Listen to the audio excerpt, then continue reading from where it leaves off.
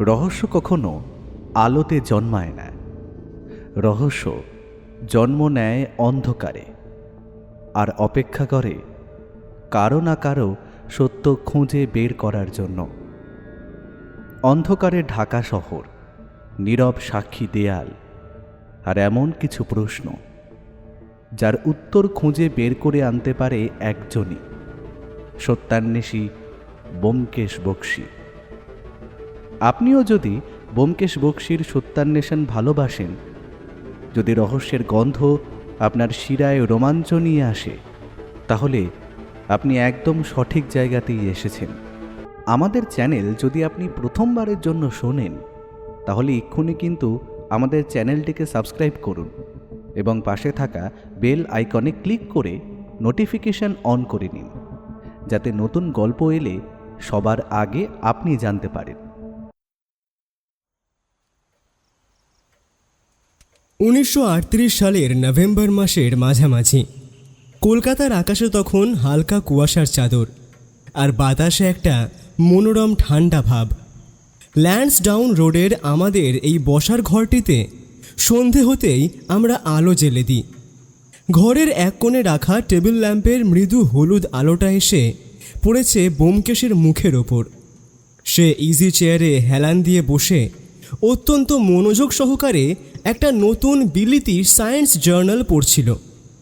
তার আঙুলের ফাঁকে জ্বলছিল একটি স্টেট এক্সপ্রেস সিগারেট, যেখান থেকে ধোঁয়ার কুণ্ডলি পাকিয়ে ঘরের ছাদে উঠে মিলিয়ে যাচ্ছিল। আমি উল্টো দিকের সোফায় বসে পুজো সংখ্যার জন্য একটা গল্পের খসড়া তৈরি করার চেষ্টা করছিলাম, কিন্তু কিছুতেই মন বসাতে পারছিলাম না। হঠাৎ ব্যোমকেশ জার্নালটা বন্ধ করে টেবিলের ওপর রাখল। তারপর সিগারেটে একটা লম্বা টান দিয়ে ধোঁয়াটা ছেড়ে বলল, অজিত, মানুষের মন বড় অদ্ভুত জিনিস জানো।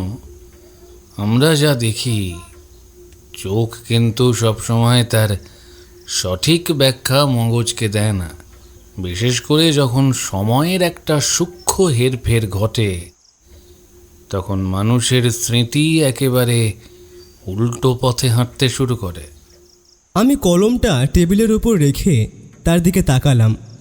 ব্যোমকেশের এই ধরনের আচমকা দার্শনিক বা বৈজ্ঞানিক আলোচনাগুলো আমি চিনি। এগুলো সাধারণত কোনো গভীর চিন্তার সূত্রপাতে হয়। আমি বললাম, হঠাৎ এই কথা কেন মনে হলো তোমার? জার্নালে কি তেমন কিছু পড়লে নাকি? ব্যোমকেশ হাসল। তার সেই হাসি আমার দীর্ঘদিনের পরিচিত। সে বলল, হ্যাঁ, এখানে আমেরিকার একজন মনস্তত্ত্ববিদের একটা পরীক্ষা ছাপা হয়েছে। তিনি একটা ঘরে 10 জন মানুষকে বসিয়েছিলেন। হঠাৎ ঘরের বাইরে একটা বিকট শব্দ হলো, ঠিক যেন একটা বাজি ফাটার মতো। তার ঠিক 2 মিনিট পর একজন লোক ঘরের দরজা খুলে ভেতরে ঢুকে টেবিলের ওপর একটা জলের গ্লাস আছড়ে ভেঙে চলে গেল। মজার বিষয় কি জানো, আধ ঘন্টা পর যখন ওই 10 জন মানুষকে আলাদা আলাদা করে জিজ্ঞেস করা হলো যে ঠিক কী ঘটেছিল, তাদের মধ্যে 8 জনই হলপ করে বলল যে লোকটা ঘরে ঢুকে গ্লাস ভাঙার ঠিক পরেই বাইরে ওই বিকট শব্দটা হয়েছিল। আমি একটু অবাক হয়ে বললাম, সে কি? ঘটনাটা তো ঘটল উল্টো। আগে শব্দ হলো, তার 2 মিনিট পর লোকটা ঘরে ঢুকলো, তবে তারা উল্টো বলল কেন? ব্যোমকেশ চায়ের কাপটা হাতে নিয়ে বলল, কারণ মানুষের মগজ সবসময় একটা কার্যকারণ সম্পর্ক বা কজ অ্যান্ড এফেক্ট খুঁজতে ভালোবাসে। তাদের অবচেতনে ওই বিকট শব্দ আর গ্লাস ভাঙার আকস্মিকতা এমন একটা তীব্র উত্তেজনা তৈরি করেছিল যে তারা দুটো ঘটনাকে জোড়া লাগিয়ে দিয়েছিল। মন ভাবল, গ্লাস ভাঙার শব্দটাই বোধহয় ওই বিকট আওয়াজের কারণ, কিংবা দুটো একই সাথে ঘটেছে। সময়ের ওই 2 মিনিটের ব্যবধানটাকে মানুষের স্মৃতি সম্পূর্ণ মুছে দিল। এটাকে বলে মনস্তাত্ত্বিক কালভ্রম। মানুষ নিজের চোখে যা দেখে সেটাকেই পরম সত্য বলে বিশ্বাস করে, কিন্তু সে বোঝে না যে তার নিজের মনই তাকে ভুল বোঝাচ্ছে। আমি একটু ভেবে বললাম, হতেই পারে। অবশ্য তীব্র আতঙ্কের মুহূর্তে মানুষের সময়ের জ্ঞান গুলিয়ে যাওয়াটা খুব অস্বাভাবিক কিছু নয়। একেবারেই অস্বাভাবিক নয়। ব্যোমকেশ সিগারেটের ছাইটা অ্যাশট্রেতে ঝেড়ে বলল, কিন্তু মুশকিল হয় তখন যখন এই ধরনের কালভ্রমের ওপর ভিত্তি করে কোনো আইনি সিদ্ধান্ত বা পুলিশের তদন্ত চলে। প্রত্যক্ষদর্শীরা নিজেদের জায়গায় সম্পূর্ণ সৎ, তারা মিথ্যা বলছে না, কিন্তু তাদের বক্তব্যটাই তো ভুল। এই ধরনের জট ছাড়ানো যে কোনো তদন্তকারীর পক্ষে সবচেয়ে কঠিন কাজ। আমাদের এই তাত্ত্বিক আলোচনা আর বেশি দূর এগোলো না, কারণ ঠিক সেই মুহূর্তেই নিচে একটা গাড়ি এসে থামবার শব্দ পাওয়া গেল। তৎকালীন কলকাতায় সন্ধ্যার পর এই শান্ত পাড়ায় গাড়ির আওয়াজ পাওয়া মানেই কোনো বিশেষ অতিথির আগমন। আমরা দুজনেই কিছুক্ষণ চুপ করে বসে রইলাম। কয়েক মুহূর্তের মধ্যেই আমাদের পুরনো পরিচারক পুঁটিরাম ওপরে উঠে এলো। তার পেছনে যিনি ঘরে ঢুকলেন তাকে দেখে ভদ্রলোক বলে চিনে নিতে এক মুহূর্ত সময় লাগে না। ভদ্রলোকের বয়স 50-এর কাছাকাছি। পরনে দামি সিল্কের পাঞ্জাবি এবং চাদর, চোখে সোনার ফ্রেমের চশমা, কিন্তু তার চেহারায় আভিজাত্যের চেয়েও বেশি প্রকট হয়ে উঠেছিল এক চরম ক্লান্তি এবং গভীর এক মানসিক যন্ত্রণা। তার চোখ দুটো লাল, যেন গত কয়েক রাতে এক ফোঁটাও ঘুমোনোর তিনি সুযোগ পাননি। ব্যোমকেশ ইজি চেয়ার ছেড়ে উঠে দাঁড়িয়ে বিনীতভাবে বলল, আসুন, বসুন এখানে। ভদ্রলোক তক্তপোষে বসলেন ঠিকই, কিন্তু তার বসার ভঙ্গির মধ্যেই একটা তীব্র অস্থিরতা ছিল। তারপর তিনি ব্যোমকেশের দিকে তাকিয়ে অত্যন্ত ভাঙা গলায় বললেন, আপনার নামই কি ব্যোমকেশ বক্সী? আমি কি ঠিক জায়গায় এসেছি তো? ব্যোমকেশ শান্তভাবে বলল, হ্যাঁ, আমি ব্যোমকেশ বক্সী, আর ইনি আমার বন্ধু অজিত। আপনাকে দেখে মনে হচ্ছে আপনি ভীষণ অস্বস্তিতে রয়েছেন। আগে আপনি একটু শান্ত হন। পুঁটিরাম, ওনার জন্য এক কাপ চা নিয়ে এসো। ভদ্রলোক হাত নেড়ে বারণ করলেন। না না, চায়ের কোনো প্রয়োজন নেই। আমার নাম সলিল মুখোপাধ্যায়। আমি প্রেসিডেন্সি কলেজের পদার্থবিদ্যার অধ্যাপক। ব্যোমকেশবাবু, আমি এক চরম বিপদে পড়ে আপনার কাছে এসেছি। পুলিশ আমার ঘর সংসার সব ছাড়খাড় করে দিচ্ছে। সাথে সাথে তারা একটা সম্পূর্ণ নির্দোষ ছেলেকে খুনের আসামি সাজিয়ে জেলে পোড়ার ব্যবস্থা করছে। আমি একেবারে নিরুপায় হয়েই আপনার কাছে এসেছি। খুন শব্দটা শুনতেই আমার শিরদাঁড়া দিয়ে একটা ঠান্ডা স্রোত বয়ে গেল। আমি সোজা হয়ে বসলাম। ব্যোমকেশ কিন্তু বিন্দুমাত্র উত্তেজিত হলো না। সে নিজের জায়গায় বসেই আরেকটি সিগারেট ধরালো। তারপর দেশলাইয়ের কাঠিটা নিভিয়ে দিয়ে সে বলল, সলিলবাবু, আপনি শান্ত হয়ে বসুন।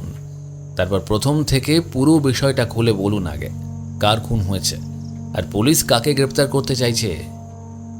সলিলবাবু একটা দীর্ঘশ্বাস ফেলে বলতে লাগলেন, খুন হয়েছে আমার একমাত্র মেয়ে সুলতার। মা মরা মেয়ে আমার। তাকে বুকে আগলে বড় করেছিলাম। বালিগঞ্জের আমাদের ওই পুরনো বাড়িটাতে আমি আর সুলতাই থাকতাম। বাড়ির একতলার একটা বড় অংশ জুড়ে আমার গবেষণাগার বা ল্যাবরেটরি। সেখানে আমি কিছু বৈজ্ঞানিক পরীক্ষা নিরীক্ষা করি। আমার এই কাজে সাহায্য করার জন্য একজন অ্যাসিস্ট্যান্ট আছে, নাম রতন গাঙ্গুলি। অত্যন্ত মেধাবী এবং সজ্জন যুবক। তাই ওকেই আমি আমার মেয়ের জন্য পছন্দ করেছিলাম। সুলতার সাথে রতনের বিয়ের কথাও প্রায় পাকা হয়ে গিয়েছিল, কিন্তু গত পরশু রাতে। বলতে বলতে সলিলবাবুর গলা বুঝে এলো। ব্যোমকেশ এবার গভীর দৃষ্টিতে তার দিকে তাকিয়ে রইল। সে কোনো তাড়া দিল না, ভদ্রলোককে নিজের সময় নিতে দিল।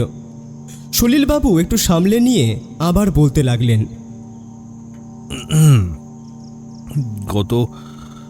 পরশু রাতে অর্থাৎ মঙ্গলবার, তখন রাত প্রায় 11:30। আমি আর রতন ল্যাবরেটরির ভেতরে বসে একটা জটিল এক্সপেরিমেন্টের খাতা দেখছিলাম। ল্যাবরেটরির ঠিক পাশেই সুলতার শোবার ঘর। সুলতা ওটাকে নিজের পছন্দ মতো, নিজের মনের মতো করে সাজিয়েছিল। ঘরের পর্দা, দেওয়াল, বিছানার চাদর সব ছিল গাঢ় হলুদ রঙের। হলুদ আসলে ওর পছন্দের রং, তাই আমরা ওটাকে হলুদ ঘর বলেই ডাকতাম। তো রাত 11:30 নাগাদ হঠাৎ সেই হলুদ ঘরের ভেতর থেকে সুলতার একটা তীব্র আর্তচিৎকার শুনতে পেলাম আমরা।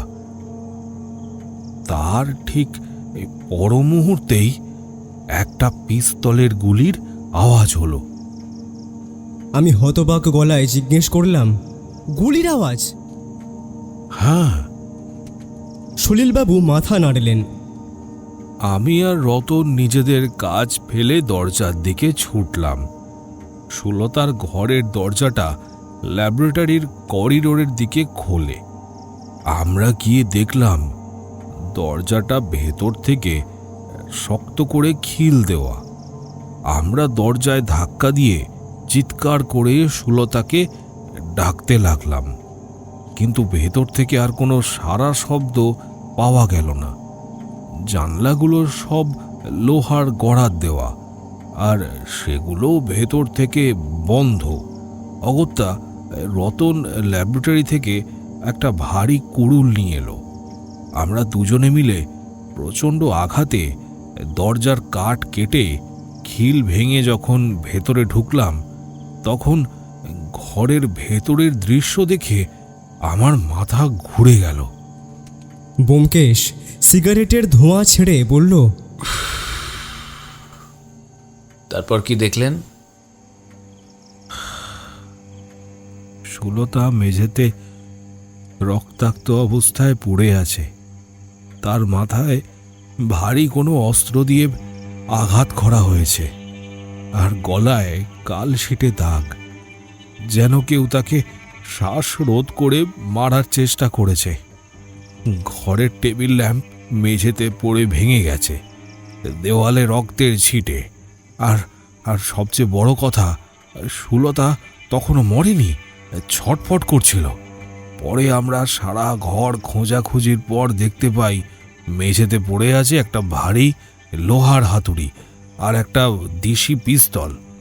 আমরা সুলতাকে ধরাধরি করে হাসপাতালে নিয়ে গেলাম, কিন্তু ডাক্তাররা তাকে বাঁচাতে পারলেন না। গতকাল ভোরে আমার সুলতা আমাদের ছেড়ে চলে গেল।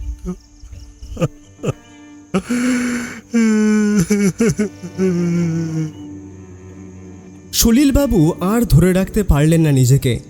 চশমাটা খুলে রুমাল দিয়ে চোখ ঢাকলেন। ঘরটিতে কয়েক মুহূর্তের জন্য এক ভারী নীরবতা নেমে এলো। ব্যোমকেশ মাথা নিচু করে কিছু একটা ভাবছিল। তারপর সে সলিলবাবুর দিকে ফিরে চশমাটা টেবিলের উপর রেখে অত্যন্ত ঠান্ডা গলায় জিজ্ঞেস করল, সলিলবাবু, আপনার বর্ণনা অনুযায়ী ঘরটি ভেতর থেকে সম্পূর্ণ বন্ধ ছিল। দরজা ভেঙে আপনারা যখন ঢুকলেন, তখন ঘরের ভেতর সুলতা ছাড়া আর দ্বিতীয় কোনো ব্যক্তি ছিল কি? কোনো আলমারির পেছনে বা খাটের নিচে কিংবা স্নানঘরে? সলিলবাবু চোখ মুছে বললেন, না ব্যোমকেশবাবু, এটাই সবচেয়ে অলৌকিক আর ভয়ানক ব্যাপার। স্নানঘরের দরজাও আটকানো ছিল। খাটের নিচে বা আলমারির ভেতরে একটা বিড়াল লুকোনোরও জায়গা ছিল না। ঘরের ভেতর আর কোনো মানুষ ছিল না। আততাই যেন ঘরের ভেতর ঢুকে সুলতাকে খুন করে হাওয়ায় মিলে গেল। পুলিশ এসে পুরো বাড়ি তল্লাশি করেছে, কোনো গুপ্ত সুড়ঙ্গ বা চোরাপথ নেই ব্যোমকেশবাবু। আমি অবাক হয়ে বললাম, এ তো অসম্ভব। মানুষ তো আর ভূত নয় যে দেওয়াল ফুঁড়ে চলে যাবে। সলিলবাবু বললেন, পুলিশও সেটাই বলছে, লালবাজারের ইন্সপেক্টর সুরেশ সরকার এই কেসের তদন্ত করছেন। তার দাবি এই কাজ রতন ছাড়া আর কেউ করতেই পারে না। রতনের নাকি ল্যাবরেটরির চাবির থোকা থেকে সুলতার ঘরের একটা নকল চাবি বানানোর সুযোগ ছিল। সুরেশ সরকারের যুক্তি হলো রতন কোনোভাবে খিল না লাগিয়ে তালা বন্ধ করার কায়দা করেছিল, আর দরজা ভাঙার সময় সে নাকি কুড়ুল দিয়ে নিজের তৈরি সেই নকল চাবি বা তালার প্রমাণ নষ্ট করে দিয়েছে। আজ সকালেই পুলিশ রতনকে খুনের দায়ে গ্রেপ্তার করেছে, কিন্তু আমি জানি রতন নির্দোষ। সে সুলতাকে নিজের প্রাণের চেয়েও বেশি ভালোবাসত। সে সারা রাত আমার চোখের সামনে ল্যাবরেটরিতে বসে কাজ করছিল। সে কি করে খুন করবে? ব্যোমকেশ চেয়ার ছেড়ে উঠে দাঁড়ালো। সে ঘরের মধ্যে ধীর পায়ে পায়চারি করতে করতে বলল, ইন্সপেক্টর সুরেশ সরকারের যুক্তিটা বেশ দুর্বল। যদি রতন চাবি দিয়ে তালা বন্ধ করেই বাইরে আসবে, তবে আপনারা তো চাবি দিয়ে তালা খুলতে পারতেন, কিন্তু আপনারা তো বলছেন সেটা ভেতর থেকে বন্ধ ছিল। তাছাড়া ঘরের জানলাও ভেতর থেকে বন্ধ ছিল। সলিলবাবু একটা দীর্ঘশ্বাস ছেড়ে বললেন, আপনিও নিশ্চয়ই সন্দেহ প্রকাশ করছেন, তাই না ব্যোমকেশবাবু? বিষয়টা যে খুবই অদ্ভুত, আশা করি সেটা আপনারও মনে হচ্ছে। তাহলে আপনি আমার কেসটা নিচ্ছেন ব্যোমকেশবাবু? আপনি দয়া করে একবার আমার ওই বালিগঞ্জের বাড়িতে চলুন। আমি আপনাকে হাত জোর করে অনুরোধ করছি। আমার মেয়ে তো চলেই গেছে, কিন্তু একটা নির্দোষ ছেলের জীবন আপনি বাঁচান। ব্যোমকেশ কিছুক্ষণ চুপ করে রইল। তার চোখ দুটো চকচক করছিল, যেন এক পরম রহস্যের গন্ধ সে পেয়েছে। সে সলিলবাবুর দিকে তাকিয়ে বলল, ঠিক আছে সলিলবাবু, আপনি আজ বাড়ি ফিরুন। কাল সকালে আমি আর অজিত আপনার বালিগঞ্জের বাড়িতে যাব। সেই হলুদ ঘরটা আমি নিজের চোখে দেখতে চাই। তবে একটা কথা মনে রাখবেন, আমি রতনকে বাঁচানোর জন্য তদন্ত করব না, আমি তদন্ত করব সত্যকে খুঁজে বার করার জন্য। অনেক ধন্যবাদ ব্যোমকেশবাবু। আমার মাথা থেকে দুশ্চিন্তার পাহাড় আপনি নামিয়ে দিলেন। এই যে এই টাকাগুলো অগ্রিম হিসেবে রাখুন। কথাটা বলে সলিলবাবু কিছু টাকা একটি খামে পুরে ব্যোমকেশের দিকে এগিয়ে দিলেন। সলিলবাবু কৃতজ্ঞতায় মাথা নিচু করে বিদায় নিলেন। তারপর তিনি চলে যাওয়ার পর ঘরটা আবার শান্ত হয়ে গেল। আমি ব্যোমকেশের দিকে তাকিয়ে বললাম, কি বুঝলে ব্যোমকেশ? বন্ধ ঘরের ভেতর থেকে খুনি উধাও হলো কিভাবে? ব্যোমকেশ জানলার দিকে তাকিয়ে আর একটি সিগারেট ধরালো। দেশলাইয়ের আলোয় তার মুখটা বেশ গম্ভীর দেখালো। সে বলল, আপাতত কিছুই বুঝিনি অজিত, তবে একটা জিনিস নিশ্চিত, এই রহস্যের চাবিকাঠি কোনো অলৌকিকতার মধ্যে নেই, আছে মানুষের মনস্তত্ত্বের ভেতর। কাল সকালে বালিগঞ্জ গেলেই বোঝা যাবে জল কত দূর গড়িয়েছে। সলিলবাবু চলে যাওয়ার পরেও বসার ঘরের সেই থমথমে ভাবটা কাটল না। ব্যোমকেশ জানলার কাছে দাঁড়িয়ে নিঃশব্দে সিগারেট টেনে যাচ্ছিল। হঠাৎ কি মনে হতেই টেলিফোনটার কাছে এগিয়ে গেল। তারপর কাকে যেন টেলিফোন করলো। বেশ কিছুক্ষণ কথা হলো ওর। টেলিফোনটা রাখতেই ও আবার আমার সামনের চেয়ারে এসে বসল। আমি টেবিল থেকে খাতা কলম গুটিয়ে নিয়ে বললাম, ব্যোমকেশ, ইন্সপেক্টর সুরেশ সরকার লোকটিকে আমি চিনি। লালবাজারে তার বেশ নাম ডাক রয়েছে, কিন্তু তার কাজের ধরনটা বড় বেশি তাড়াহুড়ো আর একরোখা বলেই মনে হচ্ছে। সলিলবাবু যা বললেন তাতে স্পষ্ট যে পুলিশ রতনকে ফাঁসানোর জন্য মরিয়া হয়ে উঠেছে। সে সিগারেটের ছাইটা অ্যাশট্রেতে আলতো করে ঝেড়ে বলল, সুরেশ সরকারের ওপর লালবাজারের বড় সাহেবদের প্রচণ্ড চাপ আছে অজিত। প্রেসিডেন্সি কলেজের নামী প্রফেসরের মেয়ে খুন হয়েছে বালিগঞ্জের মতো অভিজাত এলাকায়। খবরের কাগজগুলো ইতিমধ্যেই শোরগোল শুরু করেছে। সাহেবরা চাইছে 24 ঘন্টার মধ্যে আসামি গ্রেপ্তার হোক, নইলে পুলিশের চাকরি নিয়ে টানাটানি পড়বে। এই পরিস্থিতিতে সুরেশ সরকার কোনো জটিল রহস্যের জট ছাড়ানোর চেয়ে একজন সহজ সরল বলির পাঁঠা খুঁজতে বেশি ব্যস্ত। অন্তত খবরের কাগজ আর সলিলবাবুর কথা শুনে তো তাই মনে হচ্ছে। আমি সন্দেহ প্রকাশ করে ব্যোমকেশকে বললাম, কিন্তু সলিলবাবু বললেন যে রতন নাকি সারা রাত তার চোখের সামনেই ল্যাবরেটরিতে ছিল। তবে পুলিশ রতনকে কেন এত নিশ্চিতভাবে সন্দেহ করছে? নিশ্চয়ই সুরেশ সরকার কোনো একটা সূত্র পেয়েছেন। ব্যোমকেশ খানিক ভাবল, তারপর বলল, সূত্র একটা নয় অজিত, বেশ কয়েকটা আছে। আমি এখনই থানার একজন সাংবাদিকের সাথে কথা বললাম। ও সবসময় সত্য কথাটা কাগজে লেখে, কিন্তু এই বিষয়টা নিয়ে ও নিজেও সংশয়তে আছে। ও যা বলল তাতে যেটা বুঝলাম, প্রথমত রতন আর সুলতা দেবীর বিয়ে পাকা হলেও সলিলবাবুর ঘরের পরিচারকদের সূত্রে পুলিশ জানতে পেরেছে যে গত কয়েকদিন ধরে রতন আর সুলতার মধ্যে কোনো একটা বিষয় নিয়ে তীব্র অশান্তি চলছিল। রতনকে বেশ কয়েকবার সুলতার ঘরের সামনে উত্তেজিত অবস্থায় দেখা গেছে। দ্বিতীয়ত, ঘরের মেঝেতে যে পিস্তলটা পাওয়া গেছে সেটা রতনেরই এক মামার লাইসেন্স করা পিস্তল, যা কিছুদিন আগে চুরি হয়ে গিয়েছিল। পুলিশ ধরে নিয়েছে ওটা রতনই চুরি করেছিল। আমি অবাক হয়ে বললাম, কি বলছো ব্যোমকেশ? এ তো বেশ শক্ত প্রমাণ।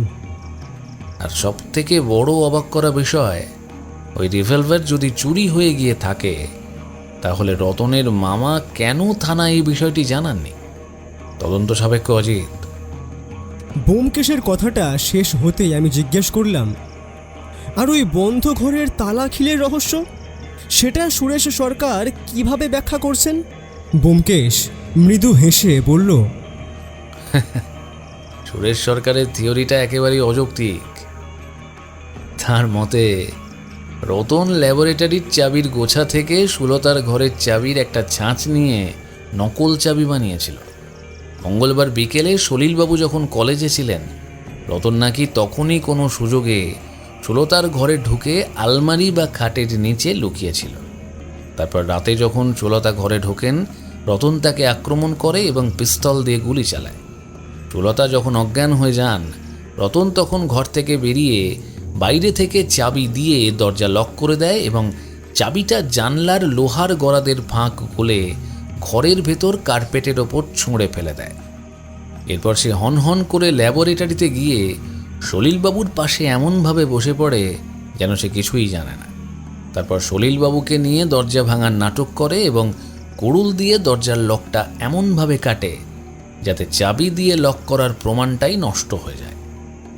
আমি মাথা নেড়ে বললাম, কি সব ভুলভাল! আরে এ তো বাচ্চা ভোলানো কথাবার্তা।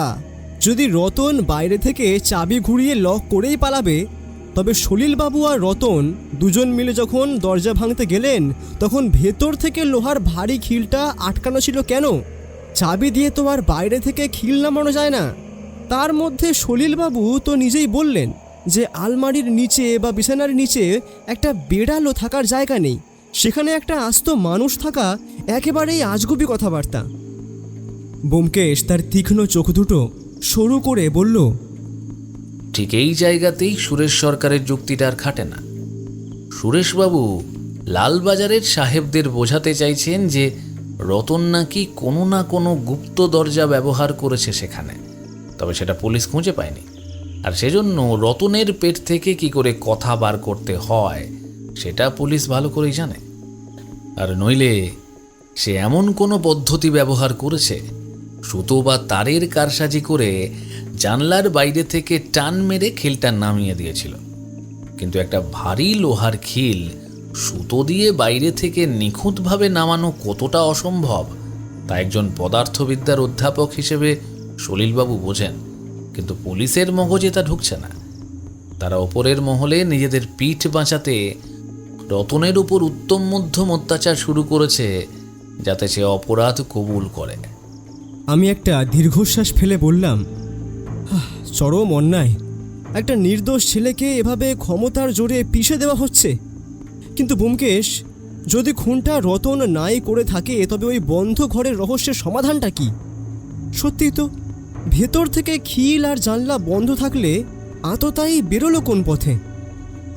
ব্যোমকেশ চেয়ার থেকে উঠে আবার ধীর পায়ে পায়চারি করতে লাগলো।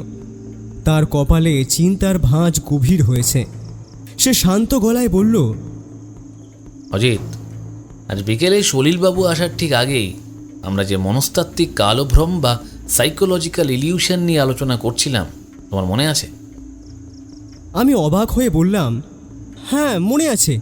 ওই যে আমেরিকার বিজ্ঞানীর পরীক্ষা, আগে শব্দ হলো অথচ প্রত্যক্ষদর্শীরা ভাবলো যে লোকটা ঘরে ঢোকার পর শব্দ হয়েছে। ঠিক তাই। কথাটা বলেই ব্যোমকেশ থামল। আমার মন বলছে বালিগঞ্জের এই হলুদ ঘরের রহস্যের পেছনেও ঠিক এই ধরনের কোনো একটা মারাত্মক জালিয়াতি বা চোখের ভুল লুকিয়ে আছে। সলিলবাবু এবং রতন যা দেখেছেন বা শুনেছেন তা হয়তো সম্পূর্ণ সত্যি, কিন্তু তাদের মগজ ঘটনাগুলোর সময় বা কার্যকারণ সম্পর্ককে ওলটপালট করে ফেলেছে। আর অপরাধী অত্যন্ত চতুর। সে মানুষের এই মনস্তাত্ত্বিক দুর্বলতাটাকেই অস্ত্র হিসেবে ব্যবহার করেছে। আমি কিছুক্ষণ চুপ করে থেকে বললাম, তার মানে তুমি বলতে চাইছো খুনি যেই হোক না কেন তার এই মনস্তাত্ত্বিক ব্যাপারটা সম্বন্ধে জ্ঞান আছে, তাই তো? একদমই তাই। তাহলে কাল সকালে যখন আমরা বালিগঞ্জের সেই বাড়িতে যাব, আমাদের প্রথম কাজটা কি হবে ব্যোমকেশ? ব্যোমকেশ বলল, আমাদের প্রথম কাজ হবে ঘটনাস্থল অর্থাৎ সেই হলুদ ঘরটা নিখুঁতভাবে পরীক্ষা করা। সুরেশ সরকার অনেক প্রমাণ ইতিমধ্যেই ঘেঁটে ফেলেছেন, কিন্তু কিছু জিনিস পুলিশ কখনোই দেখতে পায় না, কারণ তারা শুধু অপরাধের সূত্র খোঁজে, অপরাধীর মনস্তত্ত্ব খোঁজে না। সলিলবাবু আমাদের জানিয়েছেন যে সুলতা মারা যাওয়ার আগে শুধু বলেছিলেন তিনি কাউকে দেখেননি। এই একটি মাত্র বাক্যই প্রমাণ করে যে রহস্যের গভীরতা অনেক বেশি। এমন সময় পুঁটিরাম এসে ঘরে রাতের খাবারের থালা নামিয়ে দিয়ে গেল, লুচি আর আলুর দম। কিন্তু আমাদের কারুরই খিদে ছিল না। বালিগঞ্জের সেই বন্ধ ঘরের রহস্য আর এক নির্দোষ যুবকের ভাগ্য আমাদের দুজনের মনকেই আচ্ছন্ন করে রেখেছিল। আমরা খাওয়া দাওয়া শেষ করে যখন শুতে গেলাম তখন ঘড়িতে রাত 11টা। বাইরে কলকাতার রাস্তাঘাট নিঝুম হয়ে এসেছে। আমি বিছানায় শুয়ে শুয়ে ভাবছিলাম কাল সকালে বালিগঞ্জের ওই বাড়িতে আমাদের জন্য ঠিক কী অপেক্ষা করে আছে। ব্যোমকেশ পাশের খাটে শুয়ে অন্ধকার সিলিংয়ের দিকে তাকিয়েছিল। আমি ফিসফিস করে বললাম, ব্যোমকেশ, ঘুমোলে নাকি? অন্ধকার থেকে ব্যোমকেশের শান্ত গলা ভেসে এলো, না অজিত, আমি ভাবছি সুলতা দেবী যদি কাউকে নাই দেখে থাকেন তবে তিনি গুলিটা কার দিকে ছুঁড়েছিলেন। এই প্রশ্নের উত্তর না পাওয়া পর্যন্ত আমার ঘুম আসবে না। আমি আর কোনো কথা বাড়ালাম না। এক অদ্ভুত উত্তেজনা আর আশঙ্কা বুকে নিয়ে চোখ বুজলাম।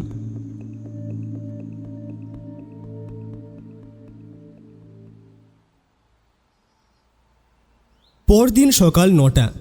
আমাদের ট্যাক্সি যখন বালিগঞ্জের সেই সাবেকি ধাঁচের মস্ত বড় দেউড়ি পার হয়ে পোর্টিকোর সামনে এসে থামল, তখন কুয়াশা কেটে গিয়ে ঝলমলে রোদ উঠেছে। বাড়িটা বিশাল, কিন্তু তার চারপাশের বাগান আর দেওয়ালগুলোর মধ্যে একটা অযত্ন আর মলিনতার ছাপ স্পষ্ট। সলিলবাবু আমাদের জন্যই অপেক্ষা করছিলেন। ট্যাক্সির শব্দ শুনতে পেয়েই তিনি বারান্দায় এসে দাঁড়ালেন। তার পাশেই দাঁড়িয়ে আছেন খাকি পোশাক পরিহিত এক ভদ্রলোক, চোখে ক্রূর চাতুর্য এবং ঠোঁটে এক তাচ্ছিল্যের হাসি। ইনি লালবাজারের ইন্সপেক্টর সুরেশ সরকার। ব্যোমকেশ ট্যাক্সির থেকে নেমে শান্ত পায়ে এগিয়ে গেল সেই দিকে। সলিলবাবু আমাদের পরিচয় করাতে চাইলেন, কিন্তু সুরেশ সরকার হাত তুলে তাকে থামিয়ে দিলেন। সুরেশবাবু স্মিত হেসে ব্যোমকেশের দিকে তাকিয়ে বললেন, আরে ব্যোমকেশ বাবু যে, হ্যাঁ? এই সলিল বাবুর মুখে শুনলাম আপনি নাকি এই কেসে তদন্ত করতে এসেছেন। তা ভালো ভালো, তবে লালবাজার ইতিমধ্যেই আসল পাখিকে খাঁচায় পুড়ে ফেলেছে। ওই যে রতন গাঙ্গুলি, ওই ছোকরাটা কাল রাতেই আমাদের ডান্ডাকে সব উগড়ে দিয়েছে। হ্যাঁ। ব্যোমকেশ বিন্দুমাত্র উত্তেজিত না হয়ে শান্ত গলায় বলল, তাই নাকি সুরেশবাবু? তাহলে রতন নিজের অপরাধ কবুল করেছে? তা সে কি এটাও বলেছে যে সে ওই বন্ধ ঘরের ভেতর থেকে হাওয়া হয়ে গেল কি করে? সেটা বলেছে রতন? সুরেশ সরকার একটু হো হো করে হেসে উঠলেন।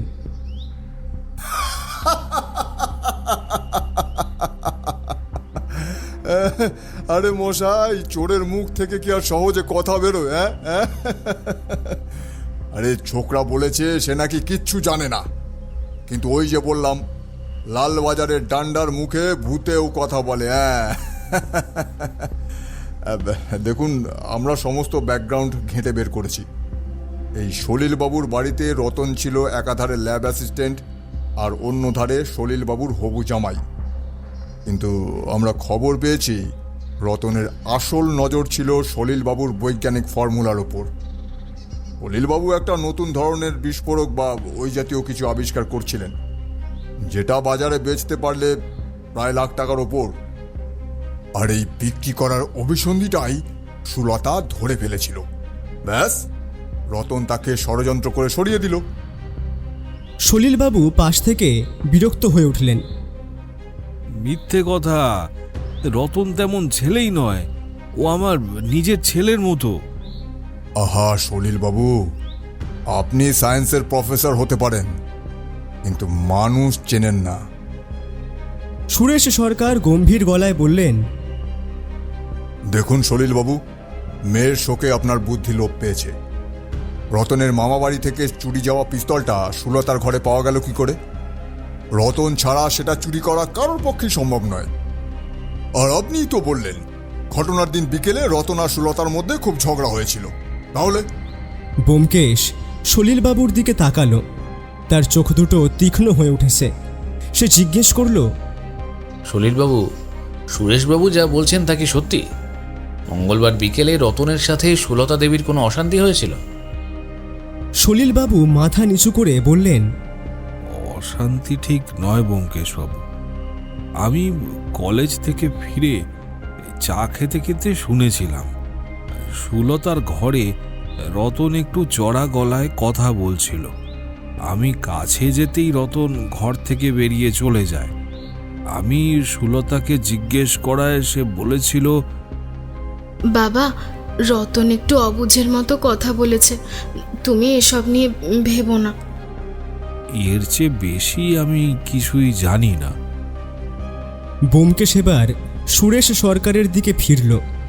সুরেশবাবু, আমি কি একবার সেই হলুদ ঘরটা এবং ল্যাবরেটরিটা দেখতে পারি? সলিলবাবু যখন আমায় ডেকেছেন, আমার কর্তব্যটা তো আমাকে করতেই হবে। সুরেশ সরকার কাঁধ ঝাঁকালেন। যান, গিয়ে দেখুন, তবে ঘরের কোনো জিনিস ছোবেন না। দেখুন, আমি দীর্ঘদিন ধরে সত্যান্বেষণের সঙ্গে জড়িত, হয়তো সেটা আপনি ভালো করেই জানেন। তবে আপনার সাথে এই প্রথম আমার সাক্ষাৎ, তাই হয়তো আপনি জানেন না আমি এমন কোনো কাজ করব না যাতে আপনাদের তদন্তে অসুবিধা হয়। স্মিত হেসে ব্যোমকেশ কথাটা বলতেই সুরেশবাবু আর কোনো উত্তর দিলেন না। হনহন করে তার গাড়ির দিকে চলে গেলেন। তিনি চলে যেতেই ব্যোমকেশ সলিলবাবুকে বলল, চলুন সলিলবাবু, আমাদের ল্যাবরেটরি আর সুলতা দেবীর ঘরটা দেখান। হ্যাঁ, আসুন। আমরা দুজনেই সলিলবাবুর সাথে হাঁটতে লাগলাম। ব্যোমকেশ জিজ্ঞেস করল, সলিলবাবু, আপনার পরিবারে কে কে আছেন?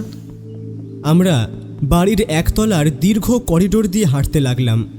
সলিলবাবু বলতে লাগলেন, আমার পরিবার বলতে তো কেউ নেই ব্যোমকেশবাবু, সুলতা আর আমি। তবে এই বাড়িতে আরও দুজন মানুষ থাকে। একজন আমার ল্যাবরেটরির বুড়ো দারোয়ান হরিচরণ, সে প্রায় 20 বছর আমার সাথে আছে। আর একজন আমার দূর সম্পর্কের ভাগ্নে প্রীতিশ, সে একটা ব্রিটিশ সরকারের অন্তর্গত ইন্স্যুরেন্স কোম্পানিতে ছোটোখাটো চাকরি করে। আর আমাদের এই বাড়ির একটা কোণে থাকে। সুলতার মৃত্যুর পর থেকে সে ভয়ে আর শোকে প্রায় মূর্ছা যাওয়ার মতো অবস্থায় আছে, তাই ও বাইরে বের হচ্ছে না পর্যন্ত।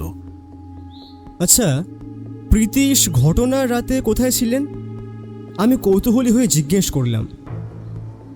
সে রাতে থিয়েটার দেখতে গিয়েছিল। ফিরতে ফিরতে তার রাত প্রায় 12টা বেজে যায়। এসে যখন এই কাণ্ড দেখে তখন সে কান্নাকাটি জুড়ে দেয়। সলিলবাবু জানালেন। কথা বলতে বলতে আমরা ল্যাবরেটরির ভারী মেহগনি কাঠের দরজার সামনে এসে পৌঁছালাম। সলিলবাবু পকেট থেকে চাবি বের করে দরজাটা খুললেন। ঘরের ভেতরে ঢুকতেই বৈজ্ঞানিক যন্ত্রপাতির এক অদ্ভুত গন্ধ আমাদের নাকে এলো। চারদিকে বড় বড় কাচের জার, টেস্ট টিউব আর টেবিলের ওপর স্তূপীকৃত খাতাপত্র। ল্যাবরেটরির ঠিক শেষ প্রান্তে থাকা একটা ছোট কাঠের দরজা। সলিলবাবু সেই দরজার দিকেই আঙুল দেখিয়ে বললেন, এই সেই দরজা, এটার ওপারেই সুলতার শোবার ঘর। মানে হলুদ ঘর, তাই তো? হ্যাঁ। ব্যোমকেশ ল্যাবরেটরির টেবিলগুলোর ওপর চোখ বোলাতে বোলাতে সেই দরজার কাছে গিয়ে দাঁড়ালো। সে দরজার হাতলটা ঘুরিয়ে দেখল, দরজাটা লক করা। সে সলিলবাবুকে বলল, মঙ্গলবার রাতে আপনি আর রতনবাবু যখন এখানে কাজ করছিলেন তখন এই দরজাটা কেমন অবস্থায় ছিল? এই দরজাটা সাধারণত বন্ধই থাকে ব্যোমকেশবাবু। সুলতা যখন ল্যাবরেটরিতে আসতো তখন সে ওপার থেকে খিল খুলে ঢুকতো। ওই রাতে ওই দরজাটা ওপার থেকে খিল দেওয়া ছিল, তাই আমরা যখন আর্তচিৎকার শুনলাম আমরা এই দরজা দিয়ে ঢুকতে পারিনি। আমাদের ঘরে গিয়ে করিডোরের দিকের মূল দরজাটা ভাঙতে হয়েছিল। ব্যোমকেশ ল্যাবরেটরির মেঝেতে ভালো করে তাকালো। ঘরের এক কোণে একটা মস্ত বড় লোহার হাতুড়ি রাখা ছিল, যা সাধারণত ভারী যন্ত্রপাতি মেরামতের কাজে লাগে। ব্যোমকেশ সেটার দিকে তাকিয়ে জিজ্ঞেস করল, সলিলবাবু, আপনার ল্যাবরেটরিতে কটা হাতুড়ি আছে? দুটো। সলিলবাবু বললেন, একটা এই যে কোণে রাখা আছে, আর একটা। তিনি থমকে গেলেন। আর একটা মঙ্গলবার রাতে সুলতা দেবীর ঘরের মেঝেতে রক্তমাখা অবস্থায় পাওয়া গেছে, তাই তো? ব্যোমকেশ শান্ত গলায় সম্পূর্ণ করল। হ্যাঁ, না মানে আপনি অনুমান করলেন কিভাবে? সে কারণ যাই থাক, তারপর বলুন আপনি। সলিলবাবু বিড়বিড় করে বললেন, কিন্তু আমি বুঝতে পারছি না ল্যাবরেটরির হাতুড়ি সুলতার ঘরে গেল কি করে? রতন ছাড়া তো কেউ এখানে ঢোকে না। ব্যোমকেশ কোনো উত্তর দিল না। সে সলিলবাবুকে বলল, এবার করিডোর দিয়ে ঘুরে আমাদের হলুদ ঘরের মূল দরজার সামনে নিয়ে চলুন, আমি ভেতরটা দেখতে চাই। আমরা ল্যাবরেটরি থেকে বেরিয়ে করিডোর দিয়ে ঘুরে সুলতা দেবীর ঘরের সামনে এলাম। দরজার কাঠটা কুড়ুলের আঘাতে ক্ষতবিক্ষত হয়ে আছে, মাঝখানের খিলটা ভেঙে ঝুলছে। ব্যোমকেশ পকেট থেকে একটা রুমাল বের করে হাতলটা ধরে দরজাটা ঠেলে ভেতরে ঢুকলো। পা রাখা মাত্রই বুঝতে পারলাম কেন এটাকে হলুদ ঘর বলা হয়। ঘরের দেওয়ালের রং উজ্জ্বল হলুদ, জানলার পর্দা থেকে শুরু করে বিছানার চাদর সবই হলুদ। কিন্তু সেই উজ্জ্বলতার মাঝে মেঝের কার্পেটের ওপর একটা মস্ত বড় কালচে রক্তের দাগ পুরো ঘরটার আবহকে ভয়ানক করে তুলেছে। টেবিল ল্যাম্পটা একপাশে কাত হয়ে পড়ে রয়েছে, তার কাঁচের শেডটা চূর্ণ বিচূর্ণ। ব্যোমকেশ ঘরের ভেতর ঢুকে ঘরের জানলার কাছে গিয়ে লোহার গরাদগুলো ধরে প্রবল জোরে টানল। গরাদগুলো দেওয়ালের সাথে শক্ত করে গাঁথা, এতটুকুও নড়ল না। সে জানলার ছিটকিনিটা পরীক্ষা করল, সেটাও ভেতর থেকেই বন্ধ করার মতো। আমি ঘরের চারপাশটা দেখতে দেখতে বললাম, ব্যোমকেশ, এই ঘরে খাটের নিচে বা আলমারির ভেতরে কি সত্যি কেউ লুকিয়ে থাকতে পারতো না? ব্যোমকেশ খাটের নিচে উঁকি দিয়ে দেখল, সেখানে মেঝের কাঠ একদম পরিষ্কার। আলমারিটা দেওয়ালের সাথে এমনভাবে বসানো যে তার পেছনে কোনো ফাঁকই নেই।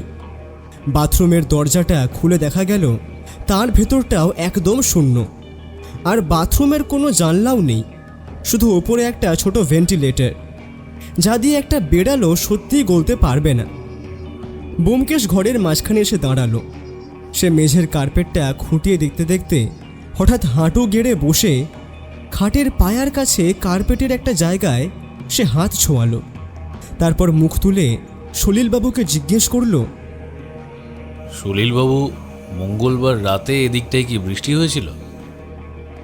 সলিলবাবু একটু ভেবে বললেন, না ব্যোমকেশবাবু, বৃষ্টি তো হয়নি, তবে কুয়াশা ছিল খুব। ব্যোমকেশ উঠে দাঁড়ালো। তার আঙুলে সামান্য কিছু একটা লেগেছিল, যা সে রুমালে মুছে নিল। সে মেঝের দিকে তাকিয়ে বলল, এখানে কার্পেটের ওপর একটা শুকনো কাদার দাগ রয়েছে। কাদাটা সাধারণ বাগানের মাটি নয়, একটু লালচে রঙের এঁটেল মাটি। আপনার বাগানে কি এমন মাটি আছে? সলিলবাবু মাথা নাড়লেন। না, আমাদের বাগানের মাটি তো সাধারণ কালো মাটি। ঠিক এই সময় ঘরের দরজার সামনে একটা লিকলিকে চেহারার যুবক এসে দাঁড়ালো। তার বয়স ওই 25-26, পরনে ধুতি আর শার্ট, চোখ দুটো ফোলা ফোলা। সে দরজার দিকে তাকিয়ে অত্যন্ত ভয়ার্ত গলায় বলল, মেসমশাই, পুলিশ কি আবার আসবে? আমি আর এই বাড়িতে থাকতে পারছি না, আমার বড্ড ভয় করছে। সলিলবাবু বললেন, প্রীতিশ, ভয় পাস না, ইনি বিখ্যাত গোয়েন্দা ব্যোমকেশ বক্সী। ব্যোমকেশবাবু, ইনি আমার ভাগ্নে প্রীতিশ। ব্যোমকেশ প্রীতিশের দিকে তীক্ষ্ণ দৃষ্টিতে তাকালো। প্রীতিশ ব্যোমকেশের চোখের দিকে তাকাতে পারছিল না। সে মাটির দিকে তাকিয়ে হাত কচলাচ্ছিল। ব্যোমকেশ ধীর পায়ে প্রীতিশের দিকে এগিয়ে গিয়ে অত্যন্ত মোলায়েম গলায় বলল, প্রীতিশ, মঙ্গলবার রাতে আপনি থিয়েটার দেখতে গিয়েছিলেন বললেন। তা কোন থিয়েটার দেখছিলেন আর কটার সময় ফিরলেন একটু বলবেন কি? ব্যোমকেশের এই আচমকা প্রশ্নে প্রীতিশ যেন একটু থতমত খেয়ে গেল। সে শুকনো মুখে বলল, আগে স্টার থিয়েটারে সিরাজউদ্দৌলা নাটক হচ্ছিল। আমি 7টার শো দেখতে গিয়েছিলাম। নাটক শেষ হতে হতে প্রায় 11:45 বেজে গেল। তারপর বালিগঞ্জের ট্রাম ধরে যখন দেউড়িতে পৌঁছালাম, তখন ঘড়িতে ঠিক রাত 12টা। ব্যোমকেশ প্রীতিশের মুখের দিকে চোখ না ফিরিয়েই পকেট থেকে সিগারেটের কেসটা বের করল। দেশলাইয়ের কাঠি জেলে সিগারেটটা ধরিয়ে সে বলল, স্টার থিয়েটারের কাছে বালিগঞ্জের বাস ছাড়ে হাতিবাগান থেকে। মঙ্গলবার রাতে ওই সময় বাসে বেশ ভিড় থাকার কথা। আপনার ফিরতে রাত 12টা বাজাটা খুব অস্বাভাবিক নয়। তা আপনি যখন দেউড়ি দিয়ে ঢুকলেন, তখন বাড়ির সামনে কোনো শোরগোল শোনেননি? সলিলবাবু আর রতনবাবু তো ততক্ষণে সুলতা দেবীকে নিয়ে হাসপাতালের দিকে রওনা হয়েছেন। প্রীতিশ মাথা নাড়ল। না না ব্যোমকেশবাবু, আমি যখন ঢুকলাম তখন চারিদিকে একেবারে নিঝুম। আমি সদর দরজা খোলাই পেয়েছিলাম। ভেতরে ঢুকে দেখি ল্যাবরেটরিতে আর সুলতার ঘরের দরজা দুটোই হাঁ করে খোলা, আলো জ্বলছে। মেঝেতে রক্ত, আর আর পুলিশ থেকে আমার হাত পা ঠান্ডা হয়ে গেল। আমি তো ভয়ে নিজের ঘরে গিয়ে দোরগোড়ায় খেল দিলাম। সকালবেলা মেসমশাই হাসপাতাল থেকে ফিরে সব বললেন আমার। আমি একটু অবাক হয়ে বললাম, সদর দরজা খোলা পেয়েছিলেন কেন? দারোয়ান হরিচরণ কোথায় ছিল? আমার প্রশ্নের উত্তর দিলেন সলিলবাবু। তিনি একটু এগিয়ে এসে বললেন, হরিচরণ বেচারা সে রাতে একটু অসুস্থ ছিল অজিতবাবু। মঙ্গলবার বিকেলে ওর খুব জ্বর আসে।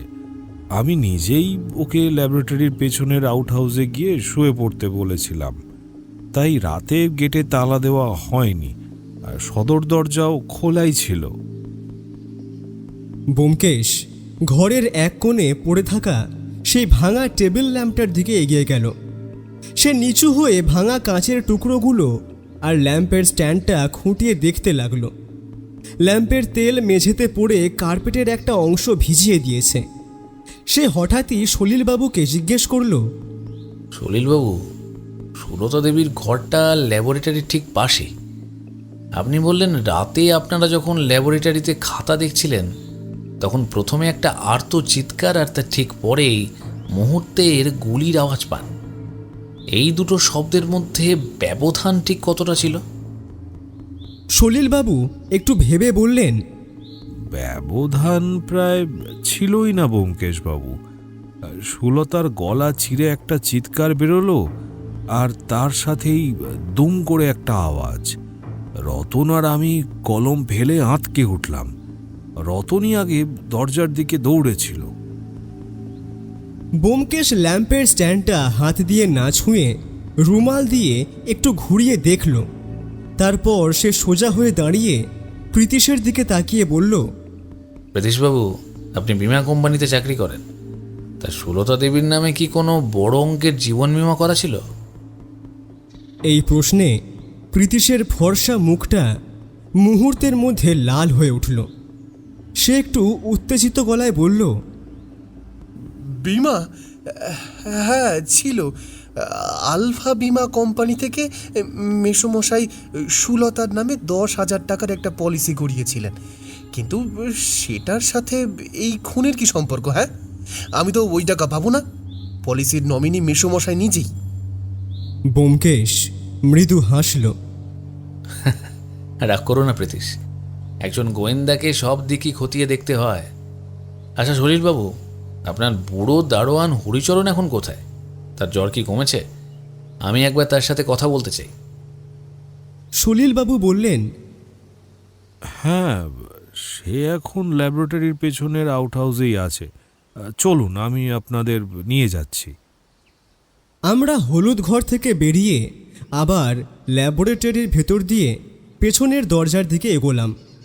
ল্যাবরেটরি পার হওয়ার সময় ব্যোমকেশের নজর হঠাৎ টেবিলের ওপর রাখা একটা ছোট ডায়েরির ওপর পড়ল।